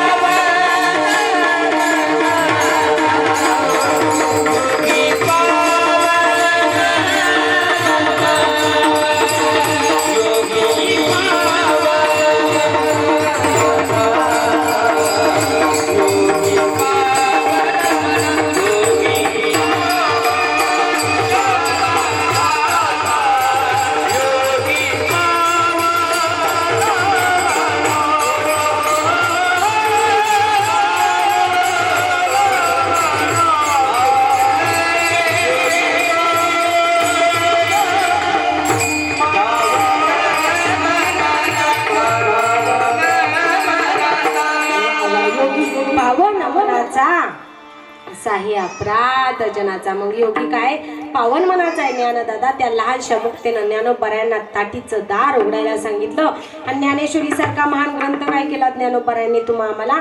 या जगाच्या पाठीवरती कितीही शिका कितीही शिक्षा घ्या पण जेवढं ज्ञान ज्ञानेश्वरीमध्ये आहे तेवढं ज्ञान या जगाच्या पाठीवरती दुसरं कशामध्येच नाही बाबा. म्हणून कधीतरी त्या ज्ञानोबा माऊलींना लिहिलेले विचार, ज्ञानोबारायांची ज्ञानेश्वरी वाचा. तुमच्या या देहाचं कल्याण झाल्याशिवाय राहणार नाही मायबापानो. मग मरण हे मरण असतं. मरण समोर आलं की कुणाला काही सुद्धा दिसत नाही. आई मी कोण आहे, तुम्ही आहे का गेले, काहीतरी रिॲक्शन द्या बाबा जरा. बोलत चला, मी तुमचीच लेक, तुमचीच नात, तुमचीच मुलगी, तुमचीच बहीण आहे ना. आहे का नाही, बोला बोला ना. मुके आहे का सगळे, आजार आहे का, भैर आहे का, हा मग बोला चला. मी कोण आहे, कीर्तनकार आहे, माळकर आहे, वारकर. तुमचा माझ्यावरती विश्वास आहे का नाही, आहे का नाही. हा बाबा आहे. हा मी खरं बोलणार आहे का खोटं बोलणार आहे, खरंच बोलणार आहे. तुमचा माझ्यावरती विश्वास आहे. आई मी तुम्हाला सांगितलं मी कीर्तनकार आहे, माळकर आहे, वारकर आहे, आळंदी पंढरीची वारी करते, साधू संतांचा विचार सांगते. आई मला तुमचा चेहरा बघितल्यानंतर तुमचं भाग्य कळतंय, तुमचं नशीब कळतंय. काय सांगितलं, मला तुमचं भाग्य कळतंय, तुमचं नशीब कळतंय. तुम्ही 7 दिवसात मरणार आहे. काळजी करू नका, चिंता करू नका, टेन्शन घेऊ नका. कुणीच मरत नाही. पण तुम्ही माझ्यावरती विश्वास ठेवला. तुम्ही काय म्हणणार बाबा, आज या कोळी परिवाराच्या या अभिमान बाबांच्या पुण्यस्मरणानिमित्त त्यांच्या मुलांनी सचिन दादांनी नात्यापुतेच्या कुठल्या आरतीताईचं कीर्तन ठेवलं होतं. ताई म्हटल्या मी खरंच बोलणार आहे, कीर्तनकार आहे, माळकर आहे, वारकर आहे, साधू संतांचा विचार सांगते. तुमचा चेहरा बघितल्यानंतर मला तुमचं भाग्य कळतंय, नशीब कळतंय. तुम्ही 7 दिवसात मरणार आहे असं सांगितलं, तुम्ही माझ्यावरती विश्वास ठेवला. आई मी तुम्हाला असं सांगितल्यानंतर तुम्ही सोन्याच्या दुकानात जाऊन सोन्याचे भाव विचारसाल का, कसं तोळा, कसं ग्रॅम, ग्रॅमच विचारले, तोळा बी नाही. तसे सोन्याचे भाव बरेच वाढले. का देताय तोळा आम्हाला, मला माहित नाही बाबा त्याचे भाव, कारण आपण जास्त वापरत नाही, करत नाही त्याच्या नादीच, म्हणून आपल्याला माहितच नाही ना बाबा त्याचे.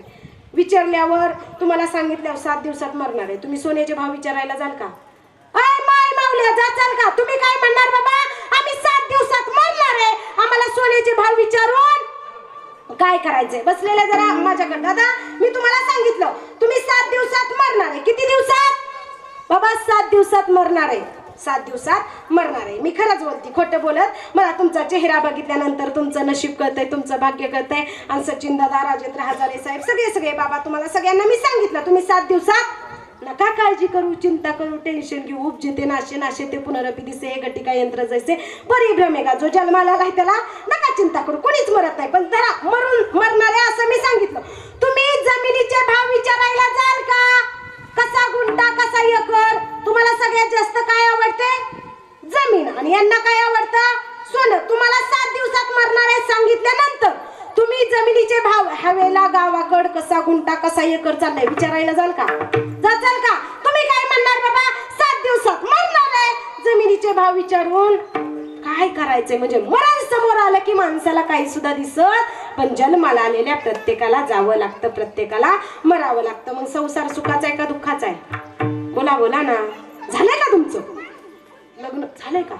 माझं अजून झालं नाही म्हणून विचारते. अजून 2-4 वर्षांना मी ही करणार आहे, मग मला ही समजणार आहे संसार सुखाचा आहे का दुःखाचा आहे. पण इथं माझ्या माय बापाचा संसार बघूनच मला दिसतंय संसार सुखाचा आहे का दुःखाचा आहे. कसा आहे, हा करावं का नाही याचा बी विचार पडतोय बाबा. संसार सुखाचा आहे का दुःखाचा आहे, आजार आहे का तुम्ही, दुःखाचा आहे. तरी पण माणूस काय हुशार होत. संत तुकडोजी महाराज एका गोड काव्यामध्ये किती गोड आणि किती सुंदर वर्णन करतात. संत तुकडोजी महाराज काय म्हणतात तर ऐका. संसारात सुख नाही हुशारी धर, कोणाचे गणगोत कोणाचे घर, कोणाचे गणगोत कोणाचे घर, कोणाचे गणगोत कोणाचे घर, कोणाचे गणगोत कोणाचे घर, कोणाचे गणगोत कोणाचे हातात, हे कोणाचे गणगोत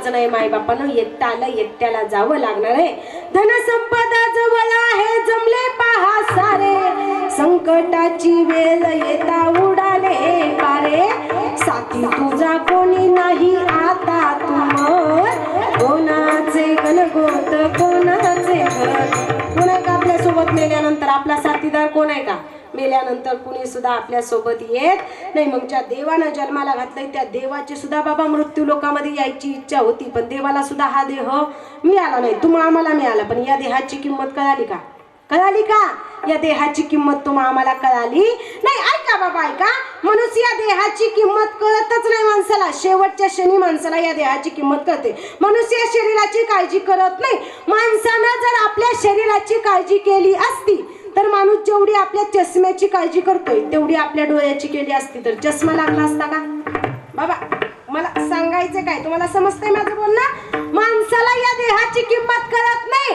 जर माणसाला या देहाची किंमत कळाली असती तर माणूस चष्म्याची जेवढी काळजी घेतोय त्याच्या अगोदर डोळ्याची काळजी घेतली असती तर चष्मा लागला असता का लागला असता का म्हणजे या देहाची या शरीराची किंमत तुम्हाला आम्हाला आहे तोपर्यंत कळत नाही म्हणून देवाना हा देह दिलाय जन्माला आलेल्या प्रत्येकाला जायचंय प्रत्येकाला मरायचंय पण अभिमान वाटतोय बाबा या कोळी परिवाराच्या या गेलेल्या बाबांचा कारण एकादशीच्या पवित्र काळाच्या वेळेस बाबांचं पुण्यस्मरण आलंय कारण असं मरण कुणाला सुद्धा येत आज मुलं 1 वर्ष श्राद्ध करायला नको म्हणतायत पण बाबा 6 वर्ष झालं यांचा बाप यांना सोडून निघून गेलाय तरीही आजही बापाच्या कष्टाची जाणीव त्या लेकराला आहे तरीही आजही गेलेला बाप त्यांचा त्यांना आठवतोय कोणी नाही बापावरती करत प्रेम बाबा बापाची प्रेम बापाची माया बापाची किंमत आपल्याला कळत नाही गेल्यानंतर कळते पण अभिमान वाटतो या लेकराचा त्या सचिन दादाचा आपला बाप जाऊन 6 वर्ष झाली तरीही आजही त्यांना त्यांचा गेलेला बाप आठवतोय बाबा जन्माला आलेल्या प्रत्येकाला जायचंय मग आपल्याला हा देह मिळालाय त्या देवाचे उपकार मानले पाहिजेत कारण या देहाची इच्छा स्वर्गामध्ये असलेल्या देवांना सुद्धा निर्माण केली होती पण देवाला सुद्धा हा इहलोकीचा देह मिळाला तुम्हा आम्हाला मिळाला आपण किती धन्य अभंगाच्या पहिल्या चरणात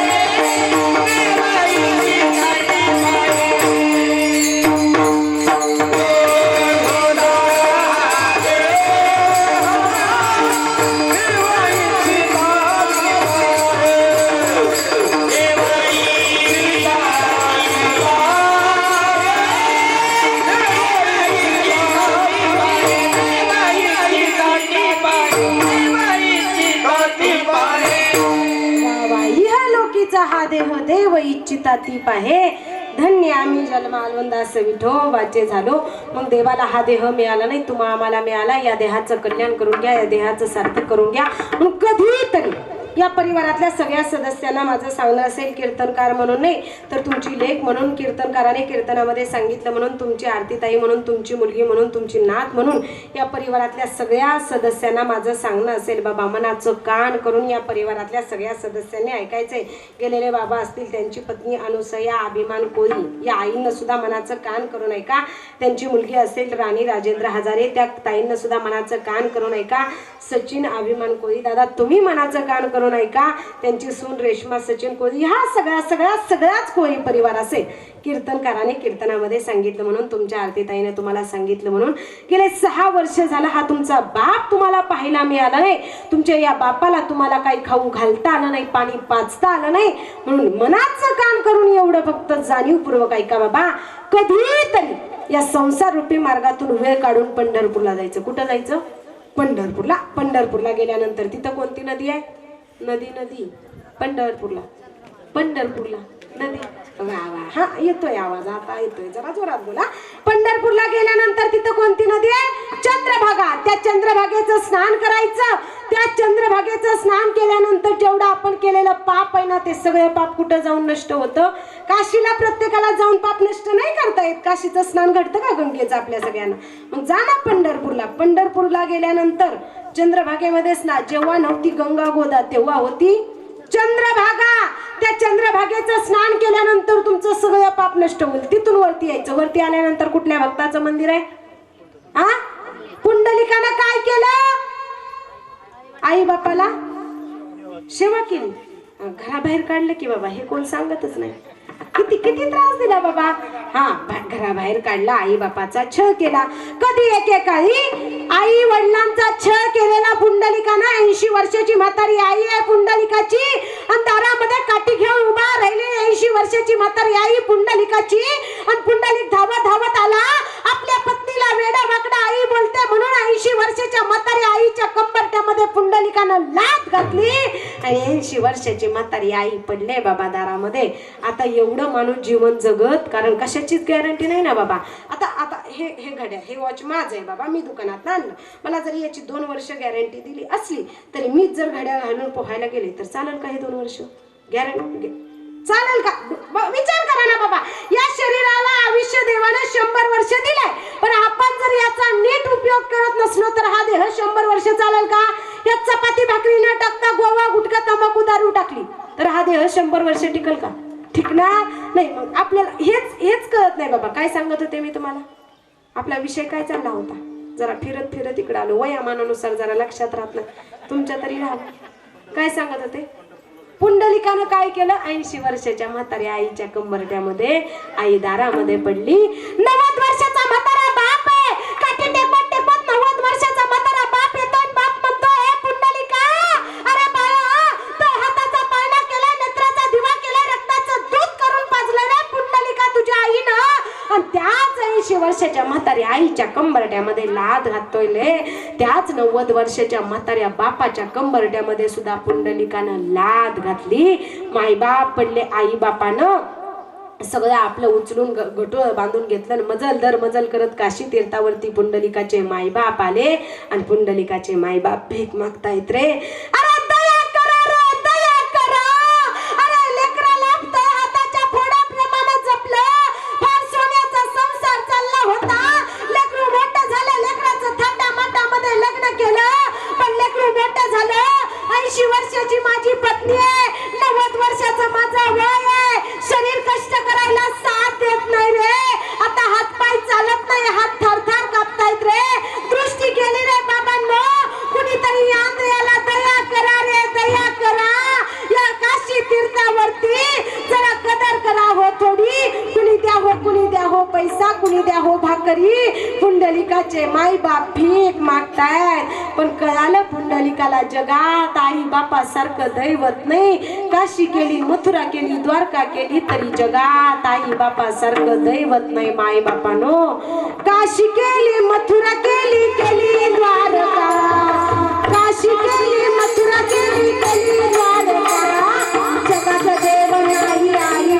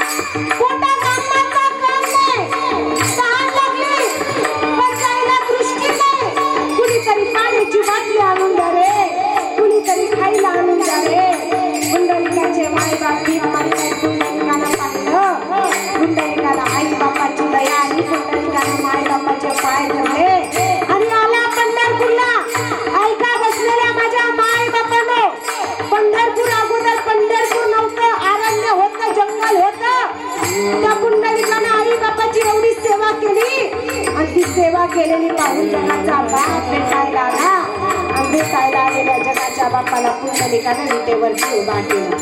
ऐसा कैसा रे तू विट मागे हिरकाविली विट म्हणून देव आपल्या आई वडिलांची केलेली सेवा पाहून भेटायला येतो.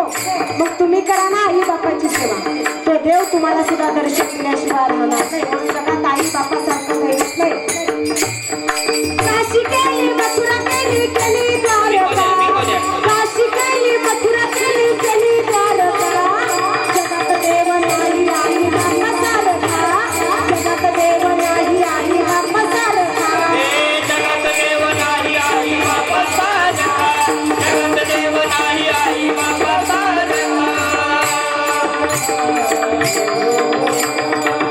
ऐका माय बापानं, जगात आई बापासारखं दैवत नाही. त्या पुंडलिक पायरीचं दर्शन घ्यायचं, तिथून पुढे यायचं. तिथून पुढे आल्यानंतर काय, पुंडलिकाचे माता पिता नाक्ररुद्र मारुती. त्याच्या पुढे आल्यानंतर रस्त्यावरती बरेच भिकारी बसलेले असतात. मनाचं कान करून जाणीवपूर्वक ऐका बाबा. गेले 6 वर्ष झालं या बाबांना काही अन्नाचा कण तुम्हाला खाऊ घालता आला नाही, पाण्याचा तांब्या सुद्धा पाणी पाजता आलं नाही. पण आज खऱ्या अर्थानं तुम्हाला तुमच्या गेलेल्या बापाला पाणी पाजायचं असेल, तुमच्या गेलेल्या पतीला, त्या अनुसया आईंना, त्या आजींना जर गेलेल्या पतीला, गेलेल्या मालकाला काही खाऊ घालायचं असेल, पाणी पाजायचं असेल, तर काय करायचं बाबा. रस्त्यावरती बरेच भिकारी बसलेले असतात. समोर भजे वडापाव काहीतरी दिसेल ते घ्यायचं आणि एखाद्या भुकेल्या भिकाऱ्याला खाऊ घालायचं. अरे स्वर्गात गेलेला हा कोळी परिवाराचा तुमचा बाप आहे ना, ते अन्न तुमच्या त्या बापापर्यंत पोहोचल्याशिवाय राहणार नाही बाबा. एखादी बिस्लरीची पाण्याची बाटली घ्यायची आणि एखाद्या तहानलेल्याला पाणी प्यायला द्यायचं. तेच पाणी हा स्वर्गात गेलेला बाप पेल्याशिवाय राहणार नाही. तिथं एवढंच करायचं, तिथं एवढंच. आणि तिथून पुढे यायचं. तिथून पुढे आल्यानंतर बघायचं एका जागेवरती जिवंतपणी 14 माणसं समाधिस्थ झाले. ती काय, नामदेव पायरी, नामदेवा घरी 14 जणेस मरे हरी हरी. त्या नामदेव पायरीचं दर्शन घ्या. तिथून पुढे या. तिथून पुढे आल्यानंतर बघा एक गरुड स्तंभ लागतो. आजपर्यंत मारले असतील दादा, बापाला मिठ्या मारल्या असतील, ताई तुम्हीही त्या बापाला मिठी मारली असेल. सगळ्यांनी त्या आजोबाजो म्हणून नातवंडांनी त्या बापाला मिठी मारली असेल. पण गेले 5 वर्ष 6 वर्ष झालं त्या बापाची मिठी, त्या आजोबांची, त्या नातवंडांना मिठी, त्या पत्नीला त्या पतीची मिठी मिळाली नाही. आज खऱ्या अर्थानं जर तुम्हाला त्यांना मिठीच मारायची असेल ना, तर त्या जगाच्या मालकासमोर एक गरुड स्तंभ आहे. त्या गरुड स्तंभाला कडकडून मिठी मारा. अरे स्वर्गात गेलेला हा तुमचा कोळी परिवाराचा बाप आहे ना, त्या बापाची मिठी त्या गरुड स्तंभामध्ये तुम्हाला मिळाल्याशिवाय राहणार नाही. तिथून पुढे या. तिथून पुढे आल्यानंतर बघा तिथं जगाचा बाप उभा आहे. त्या जगाच्या बापाकडे बघायचं. गेलेला हा आपला कोळी परिवाराचा अभिमान बापू कोळी, या बाबांचा चेहरा डोळ्यासमोर आणायचा. त्या जगाच्या बापामध्ये हा तुमचा तुम्हाला गेलेला बाप दिसल्याशिवाय राहणार नाही. कारण तिथं जगाचा बाप आणि जगाची आई उभा आहे. त्या जगाच्या बापाचं जगाच्या आईचं नाव किती गोड आहे का. जय जय विठ्ठल विठ्ठल रखुमाई, जय जय विठ्ठल विठ्ठल रखुमाई.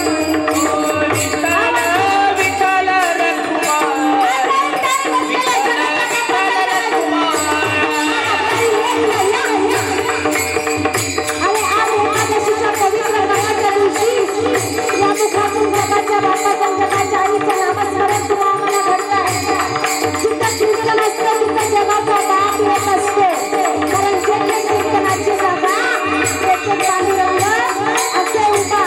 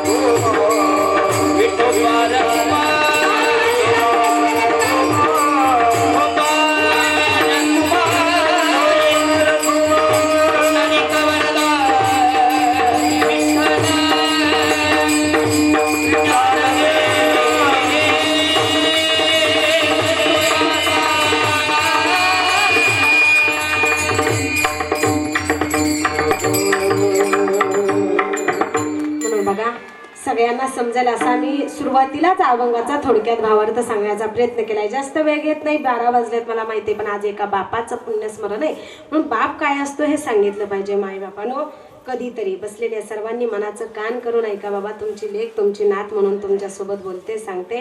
बघा सगळे माझ्यावरती मुलीसारखं नाती, सगळे सगळे आपलीच माणसं आहेत बाबा. मी तुमचीच लेक तुमचीच नात तुमचीच मुलगी तुमचीच बहीण आहे की नाही, सगळे आपण एकाच जातीचे, सगळे सगळे माझ्यावरती मुलीसारखं प्रेम करत असणारे. पण ऐका बाप तो बाप असतो बाबा. बापासारखं नाही प्रेम या जगाच्या पाठीवरती आपल्यावरती कोणीच करत. बाप कधी पाहिजे बाबा? बापाने नवीन कपडे घातल्यानंतर बापाला पाहिजे नाही, बापाने आपल्याला पैसे दिल्यानंतर बापाला पाहिजे नाही, बापाने आपल्यासाठी बंगला बांधल्यानंतर बापाला पाहिजे नाही, बापाने आपल्याला गाडी घेऊन दिल्यानंतर बापाला पाहिजे नाही. ऐका माय बापानो, कधीच रात्रीचं उठायचं आणि रात्रीच्या 11-12 वाजता त्या बापाच्या अंथरुणाजवळ जायचं आणि पाहायचं बाबा त्या बापाकडं. अरे कितीतरी जागेवरती फाटलेलं बनेल त्या बापाचं असतं, पण आपल्याला मात्र नवीन बनेल आणून देतो ना, त्याचं नाव बाप असतं बाबा. आई दिवाळीचा रक्षाबंधनचा सण आला ना, आपली लेक माहेरी यायची म्हटल्यानंतर बापाला एवढा आनंद होतो, एवढा आनंद होतो. आज आई तुम्ही गेले 2-4 वर्ष झालं तुमचं नवीन नवीन लग्न झालं की तुमचा बाप तुम्हाला न्यायला येतो. तुम्ही बापाच्या आई बाप माहेरात आहेत तोपर्यंत जाता, पण ज्या दिवशी माहेरातला बाप आणि माहेरातली आई जाते ना, त्या दिवशी तुमच्यासाठी माहेरातले दरवाजे बंद असतात. एका मावशीला मी विचारलं, आई मावशी, आमच्या शेजारच्या एका मावशीला विचारलं, मावशी मी 5-6 वर्षापूर्वी पाहत होते तुम्ही माहेरी सारखं तुमच्या आई बापाकडे जात होता, पण गेले 2-4 वर्ष झालं तुम्ही माहेरी जात नाही, का माहेरी जात नाही? त्या आमच्या शेजारच्या मावशीनं दिलेलं उत्तर किती गोड आहे. मावशी सांगतात, ताईडे गेल्या 5-6 वर्षापूर्वी मी सारखी माहेरी जायची. का माहेरी जायची?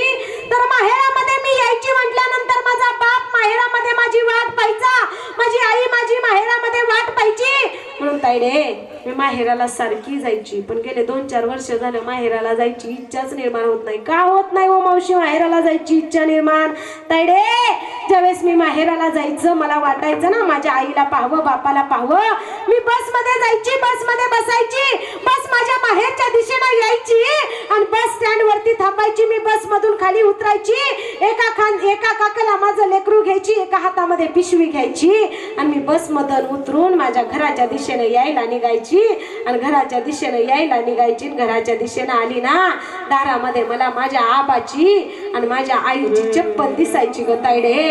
पण ताईडे माझ्या आबाची माझ्या आईची चप्पल दारामध्ये दिसली ना, माझ्या बाबांची माझ्या आबाची चप्पल मी दारामध्ये पाहिल्यानंतर माझा बाप जरी जेवायला ताटावरती बसला असला आणि मी जर सासरवरून माहेरी आली माझ्या बापाला आवाज दिला, आबा बाबा मी आले, बाहेरून जरी माझ्या आबाने माझ्या बाबाने माझा आवाज ऐकला ना, तरी जेवत्या ताटावरून उतरून माझा बाप यायचा, माझ्या हातातली पिशवी घ्यायचा आणि मला विचारायचा, ताईडे अचानक येणं केलं सासरी, सगळं ठीक आहे ना ग, तू सुखी आहे ना ग? हो बाबा मी सुखी आहे. मग कशा करता आली बाबा? तुमची आठवण आली म्हणून माहेरात आली. माझा बाप लगेच यायचा आणि माझ्या आईला आवाज द्यायचा, अगं ऐकलं का ग आपली ताईडी आली? आई सुद्धा जेवत्या ताटावरून उठून यायची. आई एका हातामध्ये पाण्याचा तांब्या घ्यायची, एका हातामध्ये भाकरीचा तुकडा घ्यायची आणि मी आल्यानंतर माझ्या डोक्यावरून तो भाकरीचा तुकडा आणि पाण्याचा तांब्या ओवाळून टाकायची. पण ताईडे गेले 2 वर्ष झालं माझा बाप जेवत्या ताटावरून उठणारा जिवंत राहिला नाही आणि माझी आई भाकर टाकणारी जिवंत राहिली नाही. आज मी माहेरात जाते, माझ्या हातामध्ये पिशवी असते, घर तेच आहे, दार तेच आहे, अंगण तेच आहे, पण त्याच अंगणामध्ये तुटलेली माझ्या म्हाताऱ्या आबाची म्हाताऱ्या बापाची चप्पल आता ताईडे दिसत नाही ग. दारामध्ये उभी राहिली आणि घरात गेली, आबा आबा बाबा बाबा करून दारातल्या त्या घरा भिंतीच्या फोटो जवळ जाऊन आबा आबा करून बाबा बाबा करून जरी त्या फोटो मधून हाक मारली ना, तरी त्या फोटो मधून ताईडे हा आवाज नाही येत, माझा बाप नाही मला दिसत, म्हणून मी माहेरात नाही जात. बाप आहे तोपर्यंत फार आपल्यावरती प्रेम करतो, पण गेल्यानंतर बापाची किंमत कळते बाबा. बाप तो बाप असतो. कधीतरी त्या म्हाताऱ्या बापाजवळ विचारा, त्या म्हाताऱ्या बापाला, बाबा बरं वाटतं का दवाखान्यात जायचं का? म्हातारा बाप असू द्या, तो बाप म्हणे दादा झाडाचं पिकलं पण आता गळून पडायचं, आता कशाला दवाखान्यात जायचं? कधीतरी कीर्तनकार आहे पण कधीतरी बघा माफी मागून वाक्य बोलते, बाबा गेला ना तुम्ही पंढरपूरला, पंढरीच्या पांडुरंग परमात्म्याचं दर्शन घेतल्यानंतर तो जगाचा बाप तुम्हाला सुखी ठेवल का नाही हे मी तुम्हाला सांगू शकत नाही, पण घरात असणाऱ्या विठ्ठलासारख्या बापाच्या आणि रुक्मिणी सारख्या आईच्या पाया पडल्यानंतर तोच पंढरीचा पांडुरंग परमात्मा तुम्हाला आशीर्वाद दिल्याशिवाय राहणार नाही बाबा. आज आम्ही एवढं कमवू शकतो, हजारो लाखो लोक जेवू घालू शकतो, पण आम्ही म्हाताऱ्या बापाला कधी जेवू घालत नाही, त्या म्हाताऱ्या बापाला कधी बोलत नाही बाबा. कधीतरी त्या म्हाताऱ्या बापाला विचारा, बाबा जेवला का? त्या बापाला आनंद वाटतो, माझं लेकरू माझं बाळ मला जेवलं का विचारतोय. कधीतरी न मागता फक्त आणि फक्त 100 रुपयाची नोट आपल्या बापाच्या हातेवरती ठेवायची. किती रुपयाची बाबा? 100 रुपयाची. ऐका, मागितल्यानंतर दिली जाते त्याला भीक म्हणतात, आणि न मागता दिलं जातं त्याला दान म्हणतात. न मागता किती रुपयाची? काय सुपावानी काहीच बापाचं मोठं होतं बाबा. न मागता दिल्यानंतर मी कीर्तन करते, 20-25 हजार कीर्तनाचं पाकिट आल्यानंतर माझा बाप कधीच मला मागत नाही बाबा. मी माझ्या बापाच्या हातामध्ये कधी कीर्तनाचे पैसे दिले, माझ्या बापाचं काही सुपावानी मोठं होतं. माझा बाप अख्ख्या गावाला ओरडू सांगतो, माझ्या ताईडीनं न मागता मला पैसे दिले बाबा.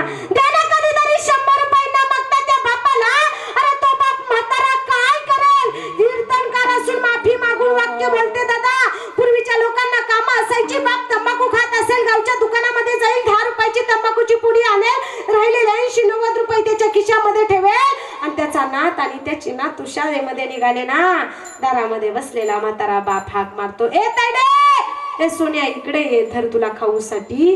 न मागता दिले तर येणार कुणाकडे? आपल्याच लेकराकडे आहेत ना, म्हणून द्या ना. त्या म्हाताऱ्या बापाला बोला, त्या म्हाताऱ्या आईला बोला. मग आई बाप गेल्यानंतर आई बापाची किंमत करते. तुम्हाला सगळं काही मिळेल, गाडी बंगला जमीन जुमला सगळं मिळेल, पण एकदा गेलेले माय बाप गेले की पुन्हा मिळणार नाहीत बाबा.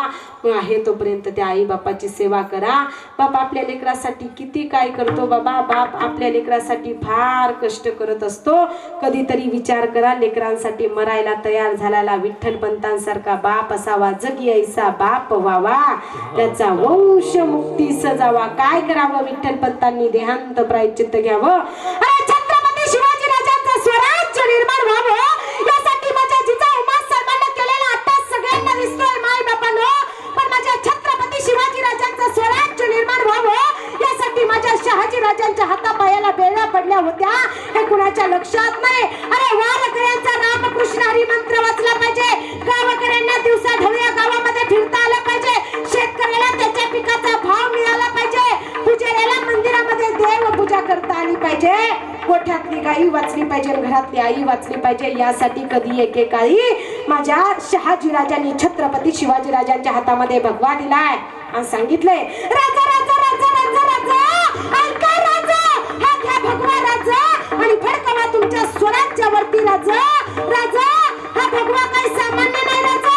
राजा हा भगवा अयोध्येच्या प्रभू श्री रामचंद्रांचा. राजा हा भगवा पंढरीच्या पांडुरंग परमात्म्याचा. राजा हा भगवा आळंदीच्या ज्ञानोबरायांचा. आणि राजा हा भगवा या महाराष्ट्राच्या मातीतल्या लोकांचा. राजा हा घ्या भगवान फडकवा तुमच्या स्वराज्यावरती. अरे छत्रपती शिवाजी राजांना स्वराज्यावरती भगवा फडकावायला लावणारा एक बाप होता बाबा. तो बापा एवढं प्रेम आपल्यावरती कोणीच करत नाही. बाप त्याची वंडी आपल्यासाठी वाळून घेत असतो. बाप करी जोडी. बाप आपल्या लेकरासाठी काय करतो बाबा? बाप सतत आपल्या लेकरासाठी कष्ट करतो. बाप करी जोडी लेकुराची ओढी, आपली कुरवंडी वाळवणी. तो बाप आपल्या लेकरासाठी फार कष्ट करतो, तो पण बाप आपल्याला कळाला नाही. मग सगळं काही तुम्हाला मिळेल, पण एकदा गेलेले माय बाप गेले की पुन्हा मी नाही. विचारा ज्याला बाप नाही त्याला बाप काय असतो बाबा? बाप तो बाप असतो. बाप स्वतः फाटलेलं बनेल घालतो, पण मुलांना नवीन बनेल आणून देतो, त्याचं नाव बाप असतं बाबा. आयुष्यभर आम्ही त्या बापाला पाहत नाही. ज्यावेळेस बापाचा देह सरणावरती ठेवलेला असतो, हा मुलगा तिथे बाप बाप करून रडत असतो. कधी एकेकाळी बापाचा चेहरा पाहावा वाटला तर गेलेल्या बापाचा चेहरा पाहता येत नाही. आम्ही बापाला कधीच पाहत नाही. मेल्यानंतर आम्ही आमच्या बापाची पाटाण पाहतो की बापाची पाटाण किती काळी झालेली असते. मेल्यानंतर बापाचे पाय आम्ही पाहतो, बापाच्या पायाला कितीतरी भेगा पडलेल्या असतात. मेल्यानंतर आम्ही बापाचं बनियन पाहतो, बापाचं बनियन कितीतरी जागेवरती फाटलेलं असतो. आणि एकदा नाही 4-5 वेळा गावातल्या चांभाराकडे जातो आणि तुटलेली चप्पल पुन्हा पुन्हा शिवून घालतो ना, त्याचं नाव बाप आहे का? तर मला माझ्या लेकराचा संसार मोठा करायचा आहे, मला माझ्या लेकराचा प्रपंच मोठा करायचा आहे, मला माझ्या लेकराला शिकून मोठं करायचं आहे. स्वतः फाटलेल्या बनेला तुटलेल्या चपलेत राहतो, पण मुलांना मात्र नवीन आणून देतो ना, त्याचं नाव बाप आहे. बाबा, या जगाच्या पाठीवरती आपल्यापेक्षा चांगलं, ज्या आपल्यापेक्षा आपल्या मुलाचं चांगलं व्हावं फक्त आणि फक्त आपल्या बापाला वाटतं, दुसरं कुणालाच वाटत नाही. मग सगळं मिळेल तुम्हाला, सगळं मिळेल. तुला मिळेल बंगला, गाडी, शेतीवाडी, मोटार माडी, आई बाप मिळणार नाही ही जाण राहू दे थोडी. म्हातारपणी आई बापाला लावशील भीक मागाया, गायाची जमून तुझ्या शिरावा, धरली सुखाची छाया रे वेड्या. मिळणार नाही आई बाबाची माया, मिळणार नाही आई बाबाची माया, मिळणार नाही पुन्हा आई बाबाची माया, मिळणार नाही पुन्हा आई बाबाची माया. ऐका माय बापानो, सगळं काही मिळेल तुम्हाला. तुला मिळेल बंगला, गाडी, आपण भला मोठा बंगला बांधू शकतो बाबा, पण विचारा आपल्या सचिन दादांना, ते भला मोठा बंगला बांधू शकतात, पण गेलेला बाप नाही ते जिवंत करू शकतात.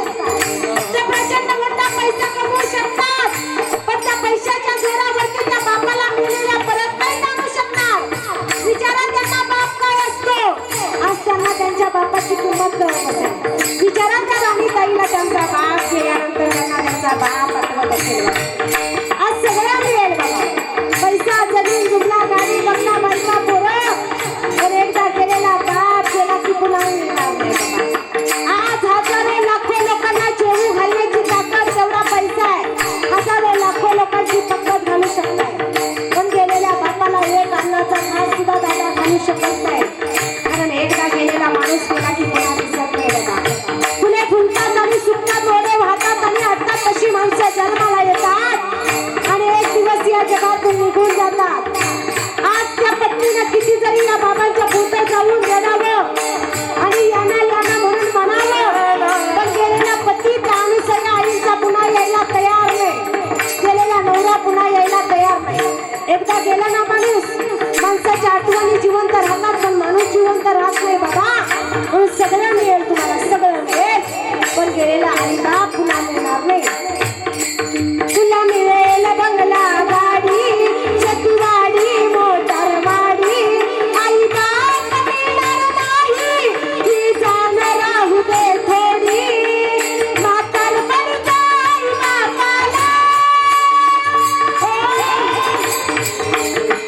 म्हातारपणी आई बापाला लावशील भीक मागाया, गायाची जमून तुझ्या शिरावर, धरली सुखाची छाया रे वेड्या.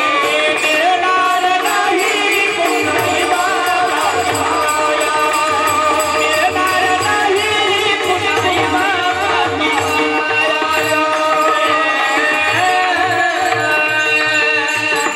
सगळं काही मिळेल, पण आई बापाची माया मिळणार नाही. मग आहे तोपर्यंत बाप कसा असतो, तर बाप आपल्यावर कठोर दिसतो, पण बापाचं काळीच फार गोड असतं बाबा. बाप आपल्यावरती प्रेम करतो, पण बापाचं प्रेम आपल्याला दिसत नाही. बाप कसा आहे तर ऐका. बाप स्वाभिमानी बाळा, बाप कणखर कळा, त्याच्या काळजात सुता लाजाळूची संवेदना, त्याची पहाडाची छाती, त्याचे हृदय गुलाब. बाप जागतो म्हणून घर झोपते खुशाल, आई घराचा तो पाया, बाप कळस त्यावर जेव्हा खचतो हा पाया, तेव्हा कोसळते घर माझ्या डोळ्यातलं आसव कुणी मायेन पुसताना उरी हुंद का दाटतो या गोष्ट बापाची सांगताना उरी हुंद का दाटतो या गोष्ट बापाची सांगताना त्याच्या खात्याच्या सगळ्याला किती ठिकाण जोडलेली उभ्या आयुष्याला त्यानं कशी कातर लावलेली मला कसं होतं या कुणी बाबा म्हणताना कसं होतं या कुणी बाबा म्हणताना कुणी हुंड करतो या गोष्ट बापाची सांगताना कुणी हुंड करतो या गोष्ट बापाची सांगताना बाप तो बाप असतो. बाप गेल्यानंतर बापाची किंमत कळते. मला माहित आहे वेळ झालाय, जास्त वेळ घेत नाही तुमचा, म्हणून माणसानं चांगलं जीवन जगा. आज एकादशीच्या पवित्र काळाच्या दिवशी आज या ठिकाणी आपले गेलेले बाबा असतील, 6 वर्ष झालं, पण 6वं पुण्यस्मरण. एवढ्या चांगल्या दिवशी भाग्यवान आहेत गेलेले बाबा सुद्धा की एकादशीच्या पवित्र काळा दिवशी त्यांचं मरण आलंय. बाबा एकादशी सारखं व्रत नाही बाबा, तुम्ही दुसरं कोणतंच व्रत करू नका, फक्त एकादशीचं व्रत करा. तुमची सगळी पाप नष्ट झाल्याशिवाय राहणार नाहीत बाबा. दिवसभर चरा पण एकादशी धरा. ऐका, आज या ठिकाणी गेलेले बाबा असतील, त्यांचा मुलगा असेल सचिन दादा, त्यांच्याकडून आज या ठिकाणी माझ्या वाटेला आलेली सेवा, त्याबद्दल त्यांचं मनापासून धन्यवाद व्यक्त करते. तुमची इच्छा असेल तर फक्त ज्या राजाने स्वराज्य निर्माण केलं 2 मिनिटं 5 मिनिटं घेऊ, असली तर, नसलं तर राहू द्या बाबा. आहे ना सगळ्यांची इच्छा. कसं जरा ताट बाबा, आपण सगळेजण आपल्या समाजाचा उद्धार कुणी केला बाबा? रामायण घडायच्या आधी कुणी लिहिलं रामायण? कुणी? आता काय करावं? आहे का गेले? रिॲक्शन द्या ना जरा, काहीतरी बोला बाबा. आपण सगळे आज काय आदिवासी दिन आहे आपल्या, आपण कोळी समाज त्यातच मोडला जातो बाबा. आज तो आपल्या वाल्मिक ऋषींना आदिवासी समाजात जन्माला आलेले, कोळी समाजात जन्माला आलेले वाल्मिक ऋषी, त्यांनी काय लिहिलं? प्रभू श्रीरामचंद्र जन्माच्या अगोदर काय लिहिलं बाबा? रामायण लिहिलं. त्या कुळात आपण जन्माला आलेली माणसं आहे. आपल्याला अभिमान स्वाभिमान वाटला पाहिजे. जरा ताट बसा. हा महाराष्ट्र निर्माण केला, त्या राजाचं कर्तृत्व सांगायचं. कीर्तनाचा शेवट. ताट बसा जरा बसलेले सगळे. मायमावल्या तुम्ही माझी आई सारखी आहात. बसा जरा ताट. 5 मिनिटं आपल्या लेकीसाठी या परिवाराकरता सर्वांना कीर्तनाचा शेवट करायचा आहे. बसलेले जरा ताटा. हा दादा, गोड आहे सिस्टीम, गोड आहे. तुमच्याकडे एक वाक्य बोले बाबा, system is the best but operator is very best. एकदा त्यांच्याकरता टाळी जरा बाबा. आपले सोमनाथ कोळी टेंबूचे गोड साऊंड सिस्टीम आहे दादा तुमचं. मला वाटतं 2-3 वेळा, एकदा 2दा झाले, 3 वेळा 3-4 वेळा झाले आपल्या कीर्तनाला होती सिस्टीम दादांच्या. जरा सर्वांनी ताटा. अरे कधी एकेकाळी या महाराष्ट्रावरती अन्याय होत होता, अत्याचार होत होता. अरे वार करायला भीती वाटायची, रामकृष्ण हरी मंत्र जप करण्याची, काम करायला भीती वाटायची, दिवसा ढवळ्या गावामध्ये फिरण्याची. अरे कोण वाचवेल या महाराष्ट्राच्या मातीला? काय करावं असा विचार या महाराष्ट्रातल्या एका स्त्रीने केला. घोडा आणायला सांगितला, आणला घोडा. घोड्यावरती टांग टाकली, निघाल्या घोड्यावरती जिजाऊ मासाहेब. टप टप टप टप टप टप टप टप टप टप घोडा आला. तो घोडा त्या महादेवाच्या, त्या शिवाई देवीच्या मंदिरासमोर उभा राहिला. जिजाऊ मासाहेबांना त्या शिवाई देवी समोर आपला बदल बसवला आणि जिजाऊ मासाहेब सांगतात, ए बाई, तुला दार उघडावं लागेल. पैठणचे सुप्रसिद्ध साधू एकनाथ महाराजांनी जिजाऊ मासाहेबांची प्रतिज्ञा ऐकली आणि सगळ्या देवी देवतांना दार उघडायला सांगितले. कशी दार उघडायला सांगितली तर ऐका. दार उघड बाई आता, दार उघड बाई, दार उघड बाई आता,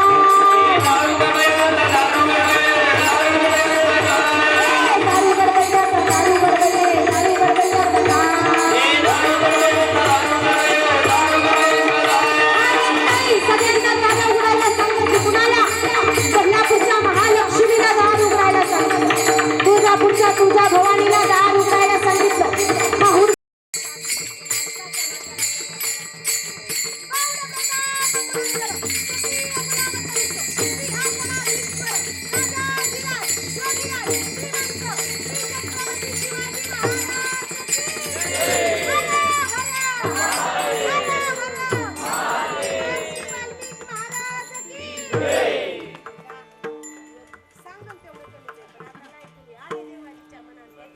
एक मिनिट. ज्यांना 1 मुलगी असेल त्यांनी मला, दुसरी मुलगी मला, ज्यांना 2 असतील त्यांनी तिसरी, ज्यांना 3 असतील त्यांनी, आणि ज्यांना एकही नसेल त्यांनी मला दत्तक घेताय का कसं? बरं जाऊ द्या, दत्तक नाही घेता आलं, 7-12 माझ्या नावावर करा. विनोदाचा भाग सडा, पायातली चप्पल तुटली शिवून घालतं. बोलताना एखादा वेडा वाकडा शब्द गेला असेल, पुन्हा तुमच्या शुद्ध अंतकरणाने मला माफ करा. पुन्हा एकदा या परिवारातले सगळे सदस्य असतील, सगळ्यांना वाईट वाटतंय, सगळ्यांना दुःख झालंय. गेले 6 वर्ष झालं हा परिवार पुरका झालाय. गेलेले बाबा असतील अभिमान बाबूराव कोळी, या बाबांना 6 वर्ष झाली हा परिवार पुरका झालाय. त्यांची पत्नी ज्यांच्या नावाचं कपाळाला कुंकू लावायच्या त्या अनुसया आईंना, त्या आजींना सुद्धा वाईट वाटतंय, कारण म्हातारपणी पतीच पत्नीचा आधार असतो. कपाळाचं कुंकू कधीच बाईचं निघून जाऊ नये. त्यांना वाईट वाटतंय, कपाळाचं कुंकू माझा पती निघून गेला, त्यांना दुःख झालंय. त्यांची मुलगी असेल राणी राजेंद्र हजारे, त्या ताईंना सुद्धा वाईट वाटतंय. त्यांचा मुलगा असेल सचिन अभिमान कोळी, दादांना वाईट वाटतंय. सुनवरती सुद्धा लेकीसारखं प्रेम करावं, त्या रेश्माताईंना, नातवंडांना सगळ्यांना वाईट वाटतंय. हा 6 वर्ष झालं परिवार पुरका झालाय, पण स्वतःला वाईट वाटून घ्यायचं नाही, कारण मृत्यू लोकांमध्ये जेवढा जीवन जगण्याचा काळ दिला होता तेवढा काळ हे अभिमान बाबा जीवन जगले, आणि वरून देवाचं बोलवणं आलं की त्यांना हा देह सोडून जावं लागलं. म्हणून पुन्हा एकदा ही झालेली सेवा तुमच्या सर्वांच्या चरणी समर्पित करते. सेवेला इथंच पूर्ण विराम देते. जे माझ्या बरोबर असेल ते माझ्या सद्गुरूचं, जे माझ्या चुकीचं असेल ते माझ्या अल्पशा बुद्धीचा दोष समजा. ही झालेली सेवा तुमच्या सर्वांच्या चरणी समर्पित करून सेवेला इथंच पूर्ण विराम. ज्ञानेश्वर माऊली तुकाराम तुकाराम विठ्ठल जय जय.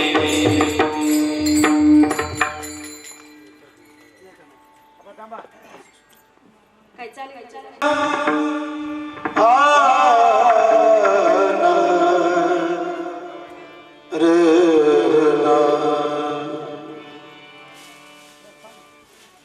तू कामने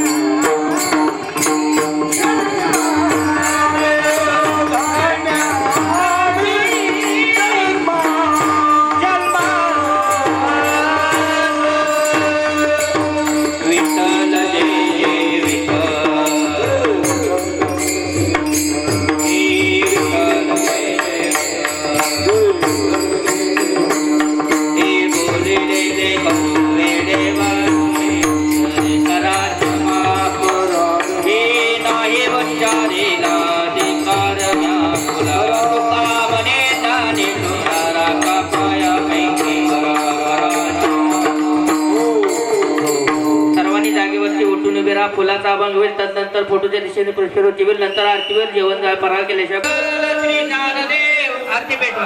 पंढरीनाथ भगवान की जय. ज्ञानदेव तुकाराम जय. ज्ञानदेव तुकाराम आरती ज्ञानराजा कैवल्य दासी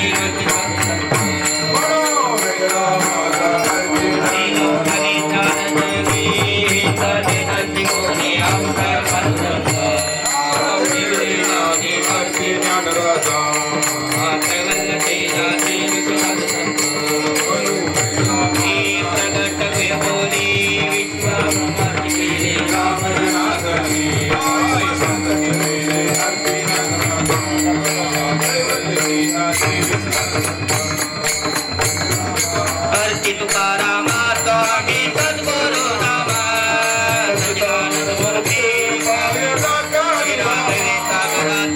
प्रजान तारी रे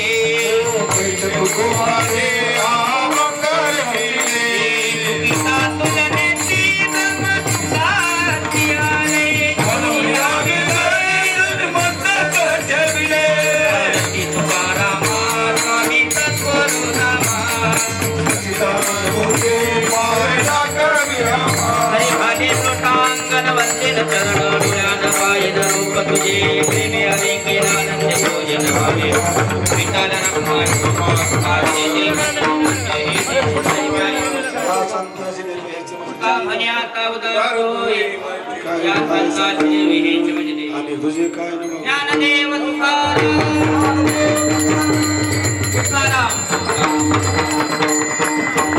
पंढरी कवरधारी विठ्ठल श्री ज्ञानदेव तुकाराम. पंढरीनाथ भगवान की माऊली ज्ञानेश्वर जगद्गुरु तुकाराम महाराज की जय.